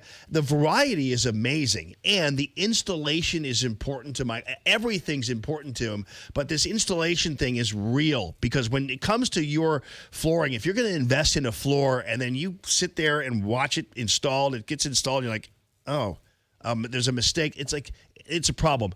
Look at the ratings. Look at the customer reviews for Michael's Flooring Outlet, and you can see exactly the kind of service that he gives his people, and the kind of love he gives his customers, and the excellence in workmanship he gives them as well, and prices. $500 off coupons still sitting there on the web there at michaelsflooringoutlet.com. That's michaelsflooringoutlet.com. Health insurance premiums making you sick? Hi, it's Mike Gallagher. I have the answer. Dryden Camus Insurance Agency, serving Missouri and Illinois. This is non-Obamacare, and you can enroll anytime. You don't have to wait for open enrollment. Why should you have to pay for maternity coverage and pediatric dental care if you don't need it? KDDI-INS.com. KDDI-INS.com, or call Joyce at 877-695-0245. 877-695-0245. This is the answer. This is the solution. KDDI-INS.com. If you want to be successful in business, surround yourself with good people. If you want to be a successful contractor, then you've got to team up with the right supplier. Rick Pogue here. Arrowhead Building Supply understands the minute your day starts, time is money. With our exclusive 315 service platform, we offer 3-hour delivery to your job site or 15-minute pickup on anything in stock, be it siding, roofing, decks, windows, doors, gutters, or even stone. By the way, you will talk to a real person when you call Arrowhead. No voicemail. Call or stop by the location near you and let us help you grow your business today. ArrowheadBuildingSupply.com. Indeed, used by over 3 million businesses for hiring, where business owners and HR professionals can post job openings with screener questions, then sort, review, and communicate with candidates from an online dashboard. Learn more at Indeed.com/hire. This hour of Allman in the Morning is brought to you in part by Dr. Anna Smith, the #1 provider of oral sleep appliances in the United States. Learn more at cpapsucks.com. Common Sense Radio with Allman in the Morning on 1380 and 105.3. The Answer. Give me land, lots of land, and the starry skies above.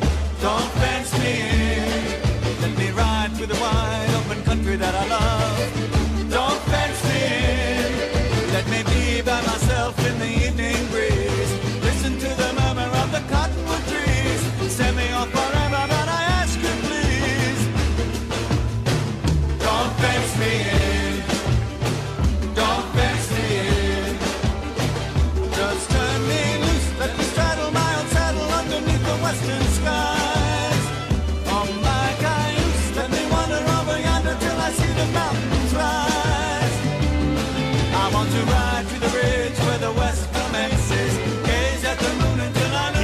Yes. So let us quickly recap. And Maxie, Doug, don't bother anymore. Doug just texted me and said he's out in the Texas hills, so I'm sure he's killing something out there. I'm like, dude, then just tell me. You know what I mean? The hell? Who do you think you are? Would Jesus do that? Jesus would text me if he were out in the Texas hills. In fact, I'm going to tell him that right now. I'm going to say, let's see. Yeah, let's see.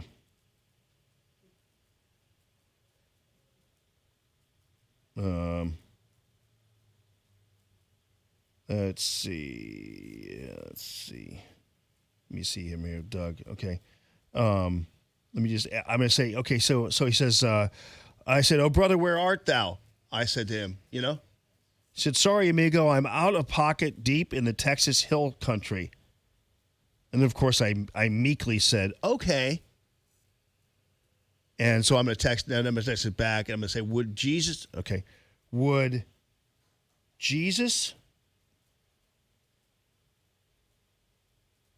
not have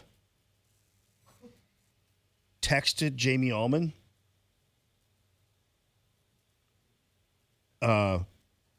if he couldn't be on his show? And I'll put a little smiley thing because you never know how people are going to take stuff, right? Gotta have a smiley thing, man. Otherwise, they'll flip out. Oops, I just put the middle finger on it. Oh, shoot, I shouldn't do that. Or the poo sign, the little poo. Yeah, poo. Poo emoji. I can't imagine people. That's just not right. The little poo thing. Ugh. It's like, come on. It's like people with the peeing thing on there on the bumper sticker. It's like, why would you do that on your car? Have something peeing on something. Why'd you do that? I don't understand that. I'm sorry, Phil. I know you have one of those, but Beto O'Rourke has one. He's peeing on the Constitution. It's Beto's face on it. He's urinating on the Constitution and on the American flag and everything decent about this country. All right, let me just I'm not going to do a wink because you don't send those to men. So I'm going to do a smile. That's how I do it. Do it. Oh, you know what I'll do? I'll do a prayer thing too. You know what I mean? They should have like a Jesus emoji. Would that be sacrilege to have a Jesus emoji? Yeah, think so. You think it would be sacrilege? A little bit. Well, what do you mean? Because I mean, I could wear a T-shirt that has Jesus on the front of it. Really? Yeah. I mean, there are pictures of Jesus everywhere. Not everywhere, but I see pictures of Jesus everywhere. I don't know.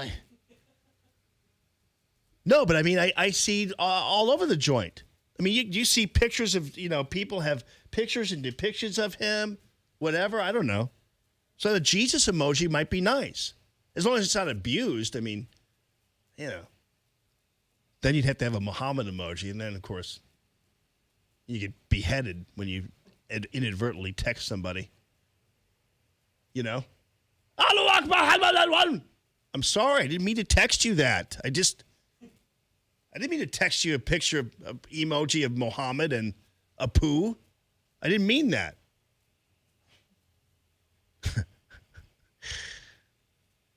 Be great to send one of those and then get a text back that says Allahu Akbar and a big gigantic sword or a knife, something like that. Anyway, that's a bridge too far. Sorry, Muhammad.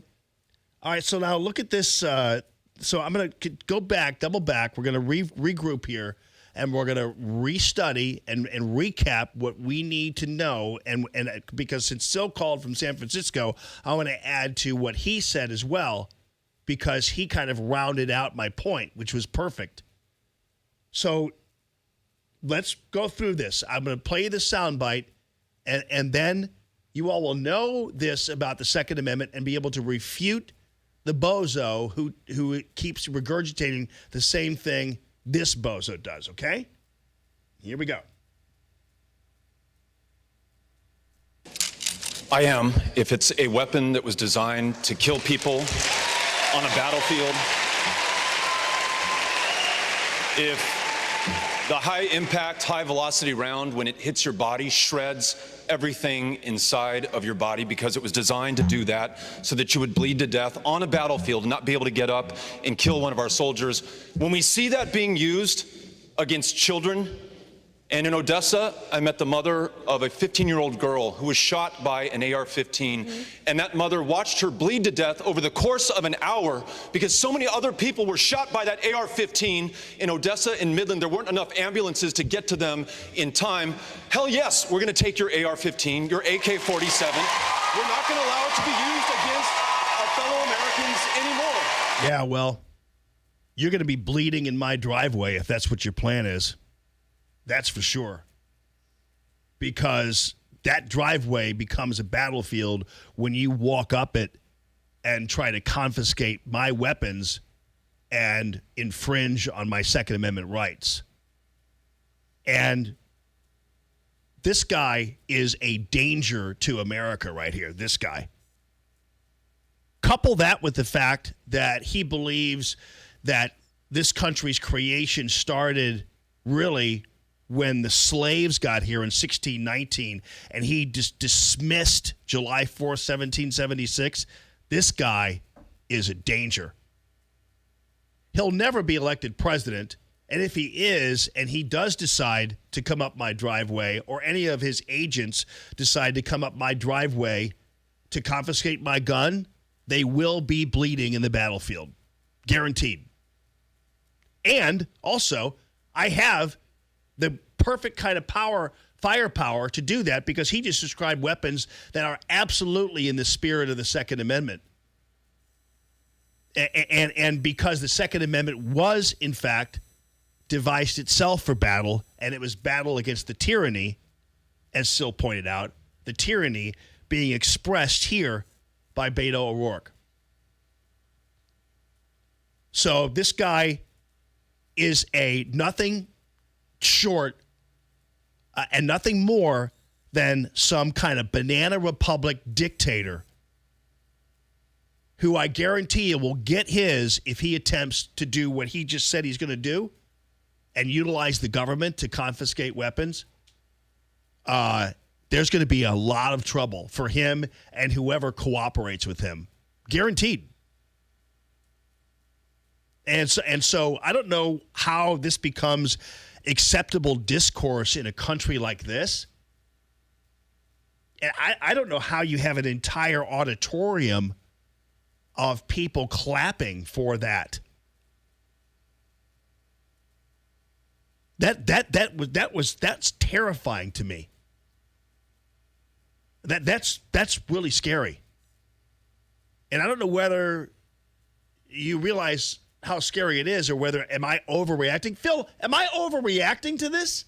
The applause is very disturbing. I will tell you that. Oh, yeah. Very disturbing. So, no, you're not because of that applause. If the room would have said quiet and a pin drop kind of thing, we'd be like, okay, we get it. But that was crazy, man. Yeah. So, I'm like, you look at this guy, it's bad enough you have one of these people walking around the earth. But apparently we have hundreds, probably thousands, probably millions. But again, guaranteed there aren't enough of you. Because the good thing about jackasses like Beto O'Rourke and the jackasses who are cheering for him is they hate guns so much they don't have any. So this will be easy in the event it all comes down, you know? In the event it's throwdown time. It's like... You got to make a "there aren't enough of you" bumper sticker. Yeah. That is gold right there, yeah. Dude. I love it. There aren't enough of you. And there really aren't. And if there are enough of you, you're unarmed. Idiots. I mean, that's what's so funny about all this thing. We're going to confiscate your guns. Oh, really? Do you have one? No, but what are you going to do? What are you going to do? Send law enforcement to people's homes to confiscate guns? Like, who exactly is going to be doing well, they're not going to get that far, but who exactly is going to be knocking, or who exactly is going to be walking up my driveway before they bleed out? I don't know who that would be. But we could get the military? Is it going to be members of the military, Beto? Because that's not going to work out well either. That actually is war. That actually is civil war. That's kind of what that's all about. Congressman, thank you. And listen to how voracious the cheering is. Those people.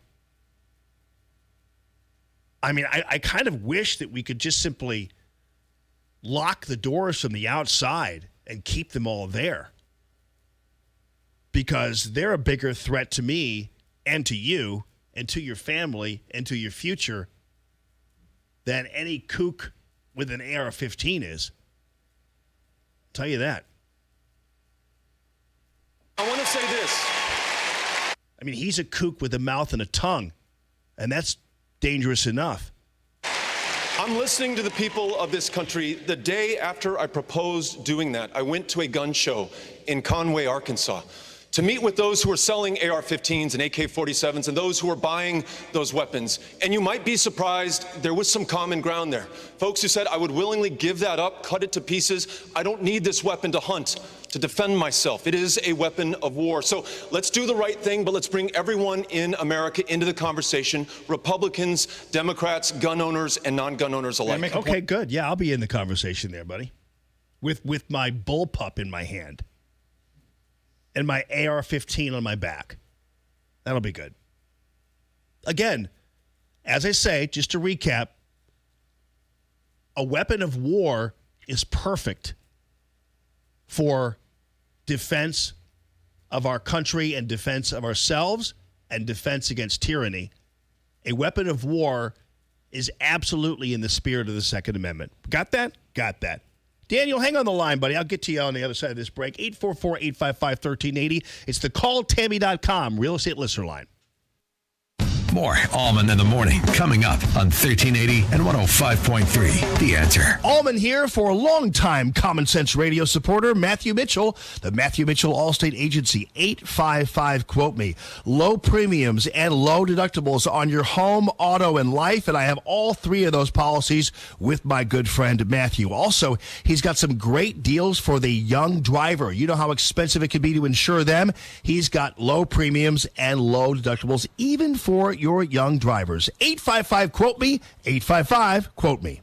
Never paint again. This is Darren, owner of Rhino Shield. Want to eliminate painting your home, business, or church? Call the experts at Rhino Shield. Rhino Shield is a revolutionary ceramic wall coating to regular paint and vinyl. Perfect for aluminum, steel, unpainted brick, block, stucco, EIFS, drive-it, cement board, and wood sidings. Rhino Shield eliminates wasting time and money painting year after year. Our ceramic coating deflects 90% of the sun's UV rays and 100% of the moisture. Our clients want affordable protection with the elimination of maintenance. Rhino Shield protects your biggest investment while maintaining your architectural features and gives you the curb appeal you deserve. Make your home great again by working with the Rhino Shield experts. A+ rated with the BBB. Call 877-25-RHINO, 877-25-RHINO, or 877-25rhino.com. See what we did there? Genius. Tell them, ladies. Go Rhino Shield. Never paint your house again. Rhino Shield.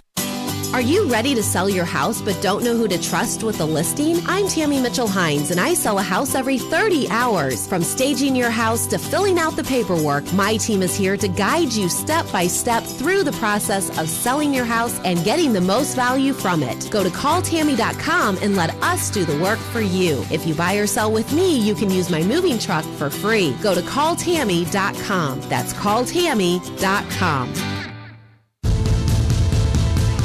Hi, this is Scott Ferguson, the Director of Outreach at St. Matthew. There's something exciting happening at St. Matt's, and I'd like to invite you to experience it. We have a service at 9 a.m. with a 70-voice sanctuary choir and orchestra, and our contemporary service at 11 a.m. with our praise band. We can't wait to see you there. For more information, visit us at stmatthewumc.org. Hey, want to talk with Jamie? Call 844-855-1380. 844-855-1380. And interact with Common Sense Radio. This is Allman in the Morning on 1380 and 105.3. The Answer.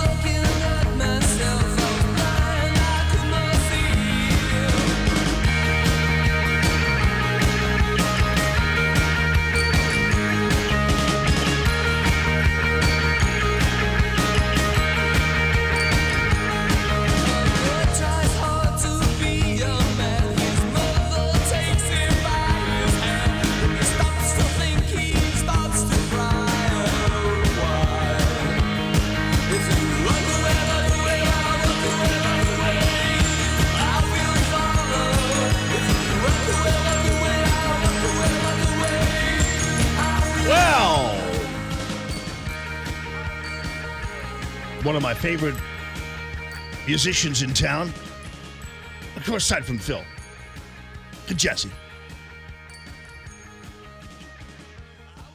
is Daniel, otherwise known as Bono. Hello. What's going on, brother? What are you doing this weekend? Good morning this morning, everyone, and you. What am I doing? Probably going to try to stay out of downtown so I don't get caught up in all that stuff down there with my Uber business. And then on the 27th, you've got a big deal going on. What is it? Big deal. It is at the Link Auditorium in the Central West End, which is an old auditorium they're reopening. It's unbelievable, from the 1800s. It was actually like a Wednesday Women's Club of St. Louis that started this thing. And now there's this 500-seat auditorium they're reopening. So I was on your show a while back and had mentioned I was going to do this Genesis Phil Collins thing. Well, this is where it's happening. So the debut of that is happening, as well as all your favorite U2, a set of that as well. So on the 27th at the Link Auditorium. And I'm hoping maybe you would be so kind as to be there to introduce the evening and MC. So I'm putting you right on the spot right now. What do you want me to do? I want you to MC. Oh, on the 27th? Yeah, the 27th. What day is that? That's a Friday. I don't know, man. I'm serious. I mean, my kids who come first. I get it. Have sometimes it's a football game. Like tonight, for instance, my daughter has a volleyball game.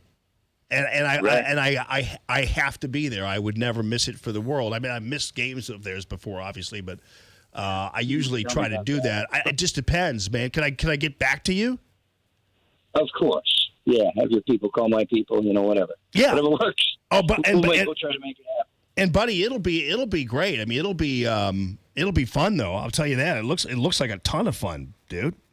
Yeah, it's going to be it's pretty big time. I mean, it's like I said, 500-seat auditorium. There's a VIP package you can get where you actually then get to meet the band. So you'll meet Bono and Phil Collins that night, which would be kind of cool. I love that. And and we got about a 12-piece band, so we got a 4-piece horn section. Some of the great, there's so many great musicians in town, but I mean, I'm fortunate to get to all the ones that I've got. And but this auditorium is trying to kind of get a new life, and they've got tributes throughout the rest of the year, like Portrait, Kansas. They've got Kim Massey there, King of Pain, the Police. Oh yeah, the Beatles. They got them all. So of course I want to promote mine, but I also believe that all of us should pull together to make this thing happen. So I'm looking at we're guinea pigs for the first one. So I'm looking at the flyer here, the benefit concert flyer. And it has YouTube and everything else in the Link Auditorium. There's no address on there. Where is it? It's on the corner of Westminster and Taylor. It's actually 4504 Westminster Place. Oh, okay. So yeah, just barely right there. And I've never heard of the Link Auditorium before. No. Wow. I know, and it's this unbelievable old 1800. Like I said, this Women's Club of St. Louis, Wednesday Women's Club of St. Louis. I don't know. They got the whole history on there, saying it's the linkauditorium.org, and it's pretty amazing. I mean, like the suffrage movement was in there, and they had it.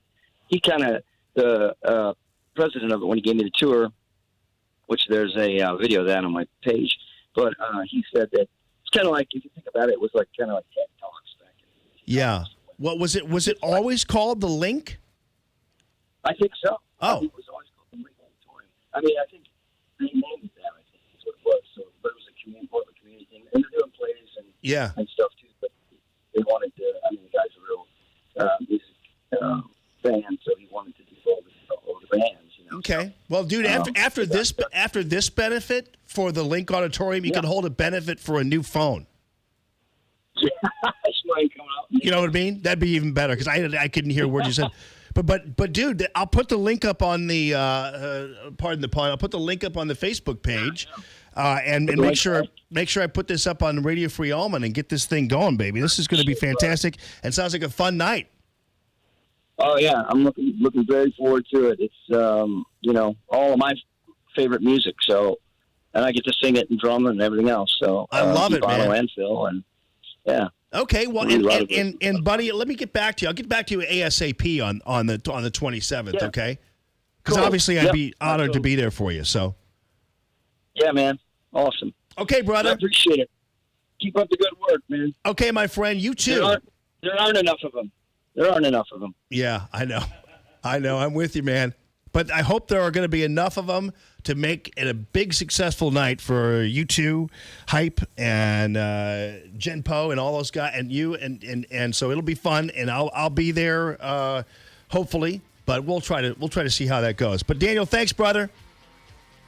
Appreciate it. I'm feeling a little bit irascible today, Doug got back to me though. I'll tell you that in a second. But yeah, sometimes people think that if you understand my sense of humor, I'm just kidding. I'm just being kidding with the angle on the phone. Just saying. With SRN News, I'm Rich Thomason in Washington. Strong retail sales numbers sending the Dow and the S&P close to all-time highs. The Commerce Department reports that sales rose 0.4% last month. It was one of the sharpest exchanges of last night's Democratic presidential candidates debate, the exchange between Joe Biden and Julian Castro over who would be eligible for coverage under competing health care plans. 10 candidates sharing the stage in last night's debate in Houston. President Trump says he expects to face either Joe Biden, Elizabeth Warren, or Bernie Sanders in next year's election. The president also saying that he will not be naming Secretary of State Pompeo as his next national security advisor. There had been rumors that Pompeo would be named John Bolton's successor, while also keeping the job of Secretary of State. More details at srnnews.com. Stuck in traffic? We've got the answer on 1380 and 105.3. The Answer.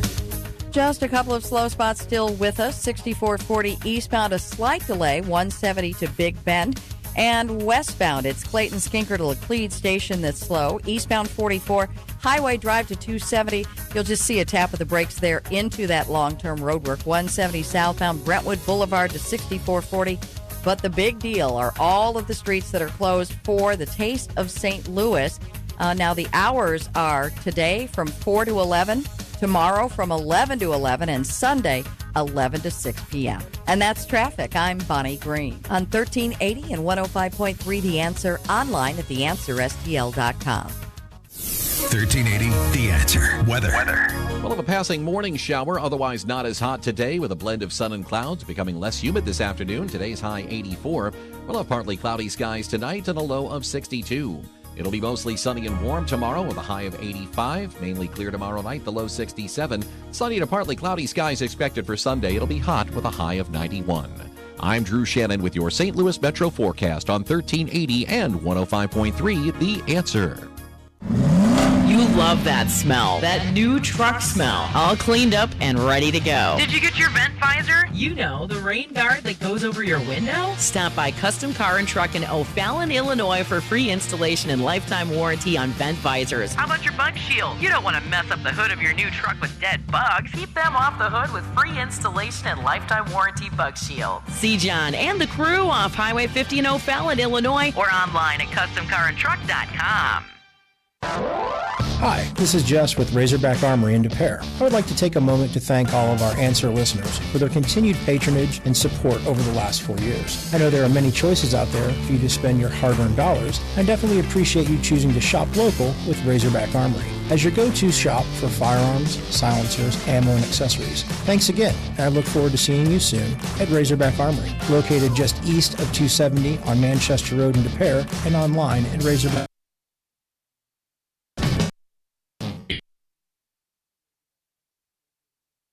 Where business owners and HR professionals can post job openings with screener questions, then sort, review, and communicate with candidates from an online dashboard. Learn more at Indeed.com/hire. This hour of Allman in the Morning is brought to you in part by Dr. Anna Smith. Come see what your smile can be at Dentistry with TLC. Beyond the Beltway with Bruce Dumont. A live discussion of the week's news and events. Sunday night from 9 to midnight. Now, more Allman in the Morning on 1380 and 105.3. The Answer.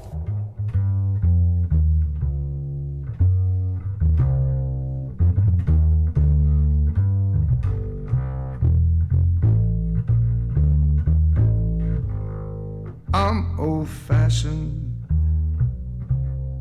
I love the moonlight. I love old-fashioned things. The sound of rain upon my window pane. The starry song that April sings. This year's fancies are passing fancies, but science sighs, holding hands. These my heart understands. I love this. I love this thing at the. But I don't mind it. At the top of the Drudge Report, Klobuchar surges. Oh, I'm sorry. Klobuchar breaks out. It's like, great. Really? President Klobuchar. It's a Drudge poll, though. Who won the fifth Dem debate? They say this, okay, this is impossible, but on the Drudge Report thing, Yang won the Drudge Report poll. Now, of course, these Drudge Report polls, these are clicks. These are, the more you can motivate your people, the better. And I guess if basically Yang managed to motivate his people better, then good for him, I guess. I mean, more power to him. I guess if you can get your people motivated, that's a sign that you could do well. But here, I'll go. Who won tonight's debate? I'll do the poll. Let me see. And half of the people who did that were probably conservatives who just wanted to jack up the poll. Let me see. Who should I pick? Well, you know what? I should do Julian Castro. Just to make sure that the biggest a-hole among the Democrats, aside from Beto, will be at the top of it. There, I just voted. There, see how easy it is just to jack up the thing. This was really easy. Let's see. Andrew Yang, I know he's promising everybody like $1,000 or something. You know what though? He was the only one wearing an American flag on his right. Yeah, on his Facebook lapel. was talking about that too. No flags on the stage. Wondering if you noticed it. Yeah. Yeah. But So- Andrew Yang had a flag on his outfit. Now, apparently people are trolling him because the American flag pin, the proper location is the left lapel near the heart. I didn't know that. I mean, not many people know that. I didn't know that. But it is the flag. The U.S. flag code states the following about wearing an American flag pin. The flag represents a living country and is itself considered a living thing. So I don't know whether it says it has to be worn in the right. I don't know. That's the thing. But anyway, he was the only one wearing the American flag, though. You got to give him that, right? Even if it was apparently in the wrong place, which I wouldn't have known that. And I consider myself to be an excellent American. He's not only doing that, but he's also giving away $1,000. Yang2020.com. Now you can win the $1,000 giveaway. Here, he's going to tell you all about it here. Actually, if you elect him president, don't you get the $1,000 giveaway? Yes, you heard me right. We are giving away 10 freedom dividends of $1,000 a month for an entire year. Go to Yang2020.com and tell us how you would spend $1,000 a month. And then if you win, you'll get the money and you'll get a whole lot of social media followers. He's clapping. He's just doing this. Hey, everybody. I don't know. He seems like a likable enough guy, though.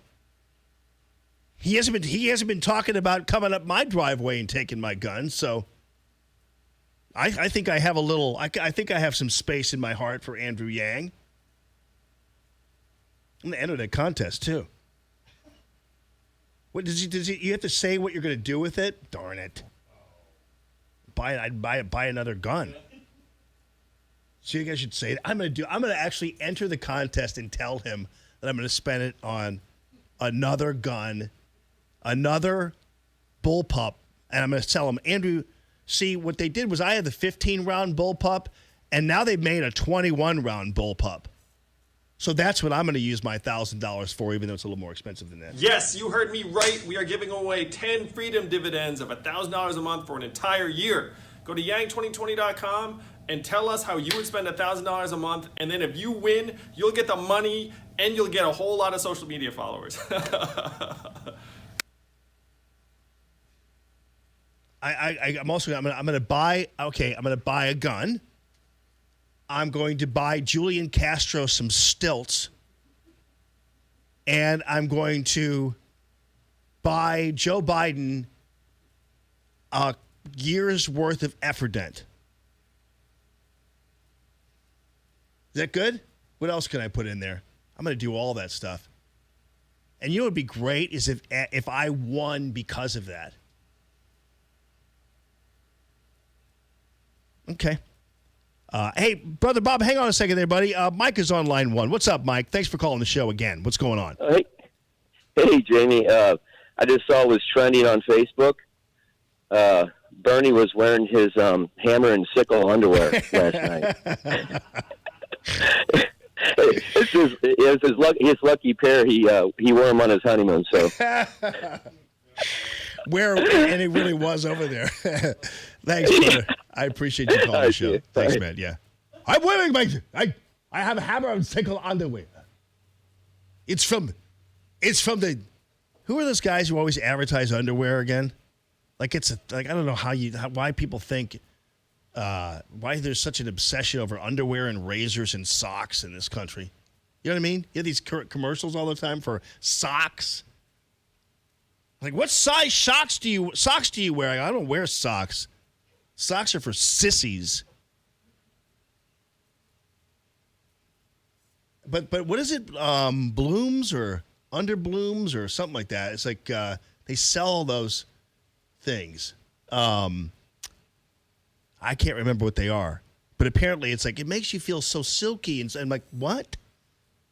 What is that all about? If I wore underwear, I'd care. I do. I'm sorry.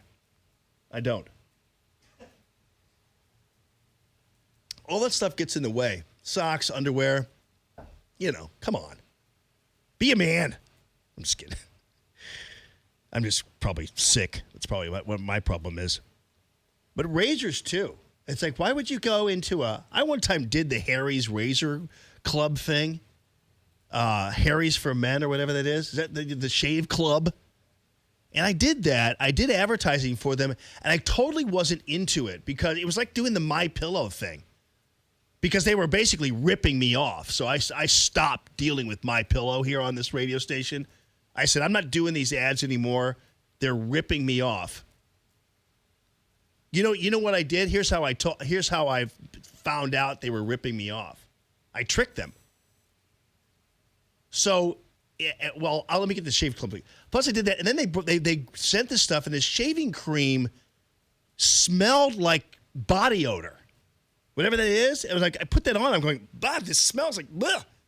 But anyway, here's what I did to MyPillow. This is awesome. So, MyPillow, I would get a monthly cut apparently of all the MyPillow sales, right? I get like a monthly cut of the MyPillow sales. But I was noticing that I was getting like $40 a month from these guys, and I knew I was selling pillows to you people. I knew I was selling pillows. And the sheets as well. I knew I was selling product for these guys. What do they call themselves? Doesn't he call them like a Christian company or something like that and wears his cross outside of his shirt? And, I'm supposed to believe he's like this amazing Christian. Well, it's not very Christian to rip people off, I'll tell you that. So what I did was they sent me a new selling point. So they had one thing where things were like $69.95. I go, I'm not doing $69.95. My audience isn't that stupid. I'm not doing that. It's kind of like when people go, I'm going to have a 5% discount. I'm like, I'm not talking about a 5% discount. You realize how nothing that is? So anyway, I'm doing the MyPillow things, and then they send a new thing. Okay, this month's MyPillow thing is this. So I didn't do it purposely, and did the previous sell, which was like a buy one, get one free. Right? You following me here? So instead of doing their new thing, I continue to do the buy one, get one free. And the purpose of me continuing to do that was because I knew eventually that if my people were calling, I would hear from the MyPillow people. You know what I mean? You following me, Phil? Yep. Okay. Yep. Max, are you following me? Oh, yes, I got you. Okay. So I purposely didn't do their new one and was purposely doing the 2-for-1 deal about 2 or 3 weeks into the month. I was supposed to be doing something else. Lo and behold, the MyPillow people sent an email to the station. Hey, we're getting a lot of calls from people telling us that because keep in mind, MyPillow, when we asked about why there was so little money coming to me, it was like, well, we're not getting any calls. That was their thing. We're not really getting people calling. Getting a lot of movement. So what I did was I trapped them, and they sent this email. We're getting a lot of calls, people wanting this 2-for-1 deal. And because plus there were other people on the station doing the MyPillow thing, but they were doing it the right way. So I knew that I was the only one generating those people calling them. And so then I knew that they were, in fact, getting calls from my people. And at that point, then I said, I'm done with you. You're dishonest. And I don't care how many crosses you wear outside of your dumb shirt. I don't trust you anymore, and I'm not doing it anymore. And that was the end of that. Yep. Just stop doing it. I've never fired an advertiser in my entire life, and rarely would. But I got rid of them, and it was because I tricked them, and they fell for it. It's pretty crafty, don't you think? That was brilliant, and it worked. Yeah, it definitely worked. It definitely worked. I remember too. Yep. Yeah, man. Eddie Money died, bro. I know. I just saw that. Damn. My wife 70. just texted me. Damn. Just found out about that. Sorry, I just had to bring it up. No, you're the deliverer of the yeah, I had to bring the tragic news. The Reaper, right? It would have been better had you kind of just like came over here with your sickle and your robe and pointed. Oh, it's on the TV right now too. Shit. And pointed. Okay, yeah. At Eddie Money. But you didn't. No. You could have waited until the next segment. It would have been big dramatic. Oh, yeah, you're We'd right. have to find a robe someplace, but right. we could figure that we could find that.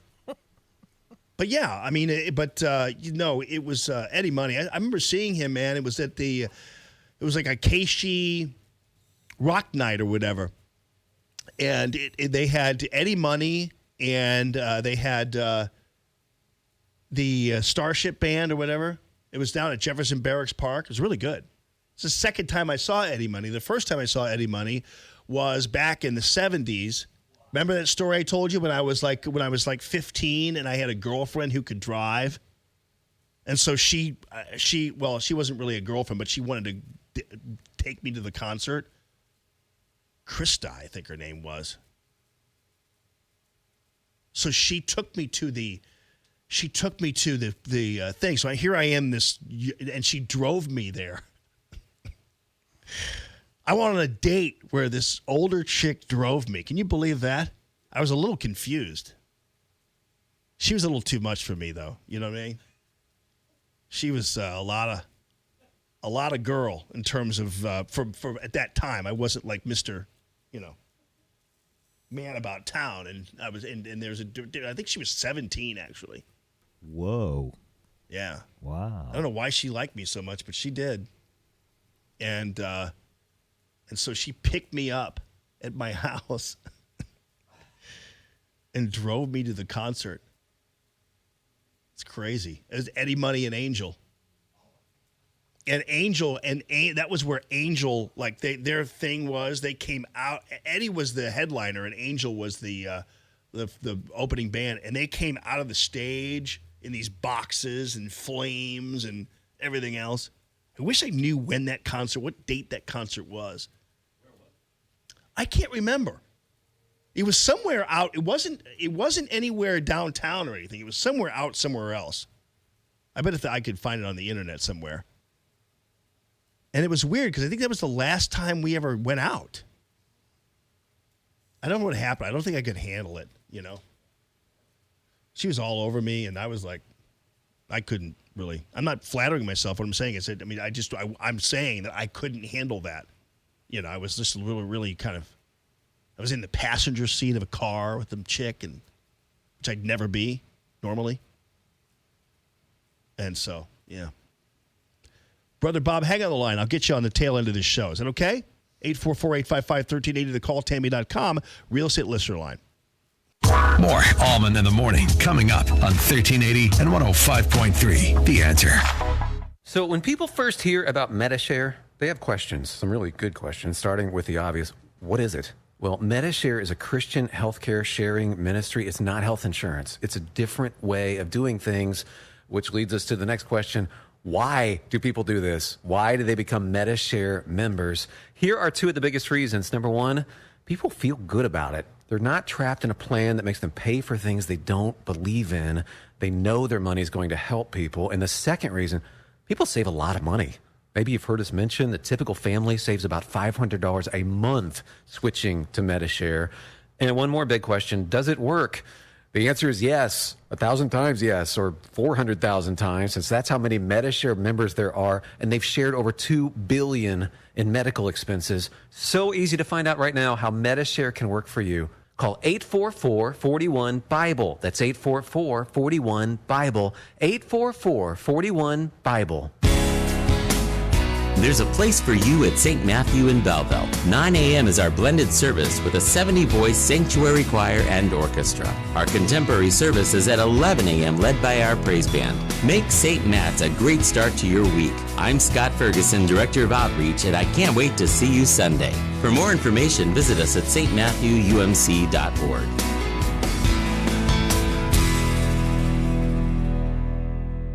Summertime in St. Louis. If you hate to paint, do what your neighbor Mr. Rob Miller from Harvesttown Auto Body in St. Peter's did. He called Rhino Shield. Rob, what was the thought process for going with Rhino Shield as a business owner? My family's business is over 10,000 square feet, and it did not have the curb appeal I wanted. Rob, tell everyone how the experience was with Rhino Shield from start to finish. The process that I liked was when you came out, you gave me all of these options that would fit my building. Our building was really faded. I don't want to have to paint my building again. 25 years is a long time to not have to worry about the outside maintenance of your building as far as paint. That's a no-brainer. That's why Rhino Shield worked for me. Are your neighbors jealous? I would be if I was them. Thanks, Rob. Now it's time to call 877-25-RHINO. 877-25-RHINO or 877-25rhino.com. Genius. Don't paint, don't Rhino. Go Rhino Shield. Never paint your house again. Rhino Shield. This is Tammy with Tammy Mitchell Hines & Company Real Estate. We sell a house every 30 hours. Buying a home is a big decision and a big investment. It's where your child will take their first steps. It's where you will plant your first garden. It's where your family will enjoy Christmas mornings. Your new home is a place to go to escape the world. It's your home and your memories start here. Let us help you get there. Go to calltammy.com. That's calltammy.com. KXFN St. Louis, K287BY St. Louis. Hi, this is Robert Very of Four Home Remodeling. It's your turn this year to host your family for Thanksgiving. You can't wait to see your Aunt Jane and Uncle Bob. Mom and Dad are coming too, but you still haven't started that kitchen remodel you've talked about for years. Well, guess what? There's still time. Call me, Robert Very of Four Home Remodeling. We specialize in kitchens and baths, but more importantly, we specialize in you. Call me on my personal number, 314-477-6476. That's 477-6476. Hey, don't just listen to Allman in the Morning. See the show at theanswerstl.com. Now, more Allman in the Morning on 1380 and 105.3. The Answer. But I don't mind it. That's how I want to be. Tony Bennett worming his way back into the thing. I wanted to play some Eddie Money. I don't have anything on my iTunes because I really was not like a gigantic fan, but I did trace down the place. It was March 22nd, 1979, Kiel Auditorium, so it was downtown. I didn't remember because I was probably... You were a passenger, so... I was probably too in disbelief that I was in a car with a 17-year-old girl being driven to a concert.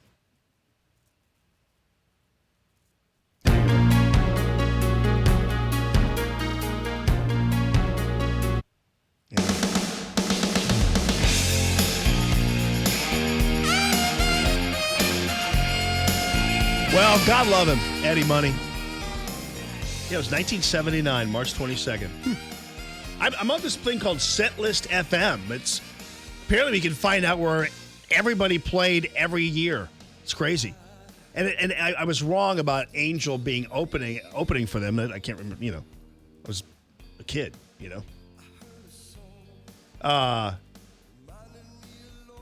TKO, Eddie Money, and Angel.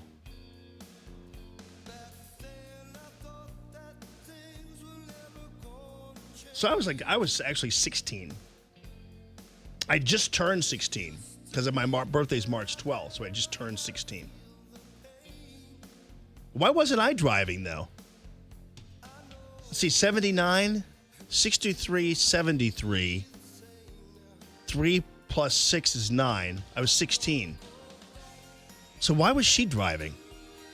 Maybe I didn't have, maybe since back in those days, we did not have, well, I don't think we did because I didn't have a permit. We didn't have permits.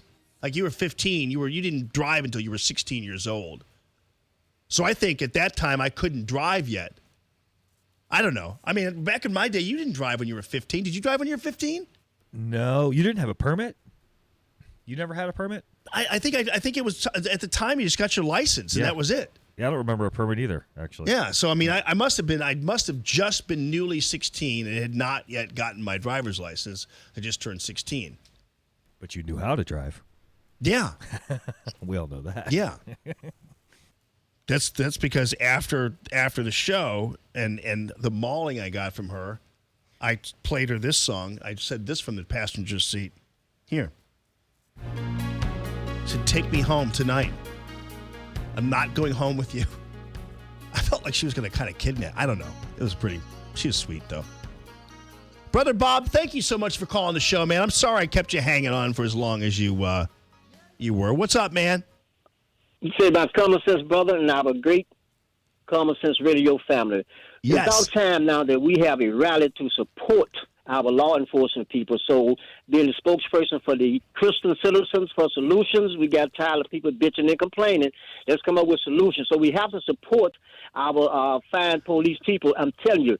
So we're going to have it at the end of this month, the last Friday of this month, the 27th. We're going to have it in front of the St. Louis Police Headquarters at 1915 Olive Street. We really wanted you to do the remote. I understand the equipment is in Chicago now that they sell at the station. But anyway, that's going to be the last Friday of this month, the 27th, in front of the St. Louis Police Headquarters, 1915 Olive Street, from 9 to 11 in the morning. And we want the people to come out and show our support and everything, because we really need them. All of the police are not bums with badges. So anyone interested, contact Brother Bob at 314-398-5478. I'm getting some momentum building up now. Yeah. 314-398-5478. The time is right now. Is needed, because I'm telling you that until you can protect your own household, you better not let them take the guns like they did with Hitler over there in Germany. He tricked them on those guns. And so what we got to do now is teach people how to organize in a block, how to make sure we get them to get some training, so that when you drive by shooting, these guys need to go to the shooting range. Because I'm telling you, ain't no sense in our 3-year-old babies keep getting killed out here. But anyway, this is just coming on the last Friday of this month. Now, the St. Louis Police Headquarters, and those are the Christian Citizens for a solution. Let's come up with solutions now. Quit bitching and complaining. I love you, my brother, and thank you so very much. All right, friend. Hey, listen, Brother Bob, I'll do what I can to be part of that. What time are you planning on having the rally? 9 to 11 a.m. in front of the St. Louis Police Headquarters. Yes, sir. It's probably a good time to have that. So, I think, and I'll come out after I reached out. Yeah, I'll come out after the show. Last night, great. I reached out last night with Steve Conway, a lot of crews. We had a nice little meeting yesterday, and Kim Gordon, top people. Okay. I had a nice meeting with them. Okay, thank you. I appreciate it. You come, brother. Yeah. Hey, call Monday and let me know more about that meeting with Kim Gardner. I appreciate that, Brother Bob. I got to go, buddy. But yes, have a nice weekend, and I'll pop by. That's probably a good time. I was hoping it wasn't like from 9 to 11 p.m. at night. I'm like, ooh. Have a good weekend, everybody. News this hour from townhall.com. I'm Rich Thomason. Democratic presidential hopeful Beto O'Rourke vowing gun confiscation if he's elected. We're going to take your AR-15, your AK-47. From last night's ABC News debate in Houston on health care, former Vice President Biden dismisses Medicare for All as too expensive. Medicare for All, championed by Senator Bernie Sanders, who slams Biden's health care blueprint as inadequate. Under my legislation, people will not go into financial ruin because they suffered with a diagnosis of cancer. And our program is the only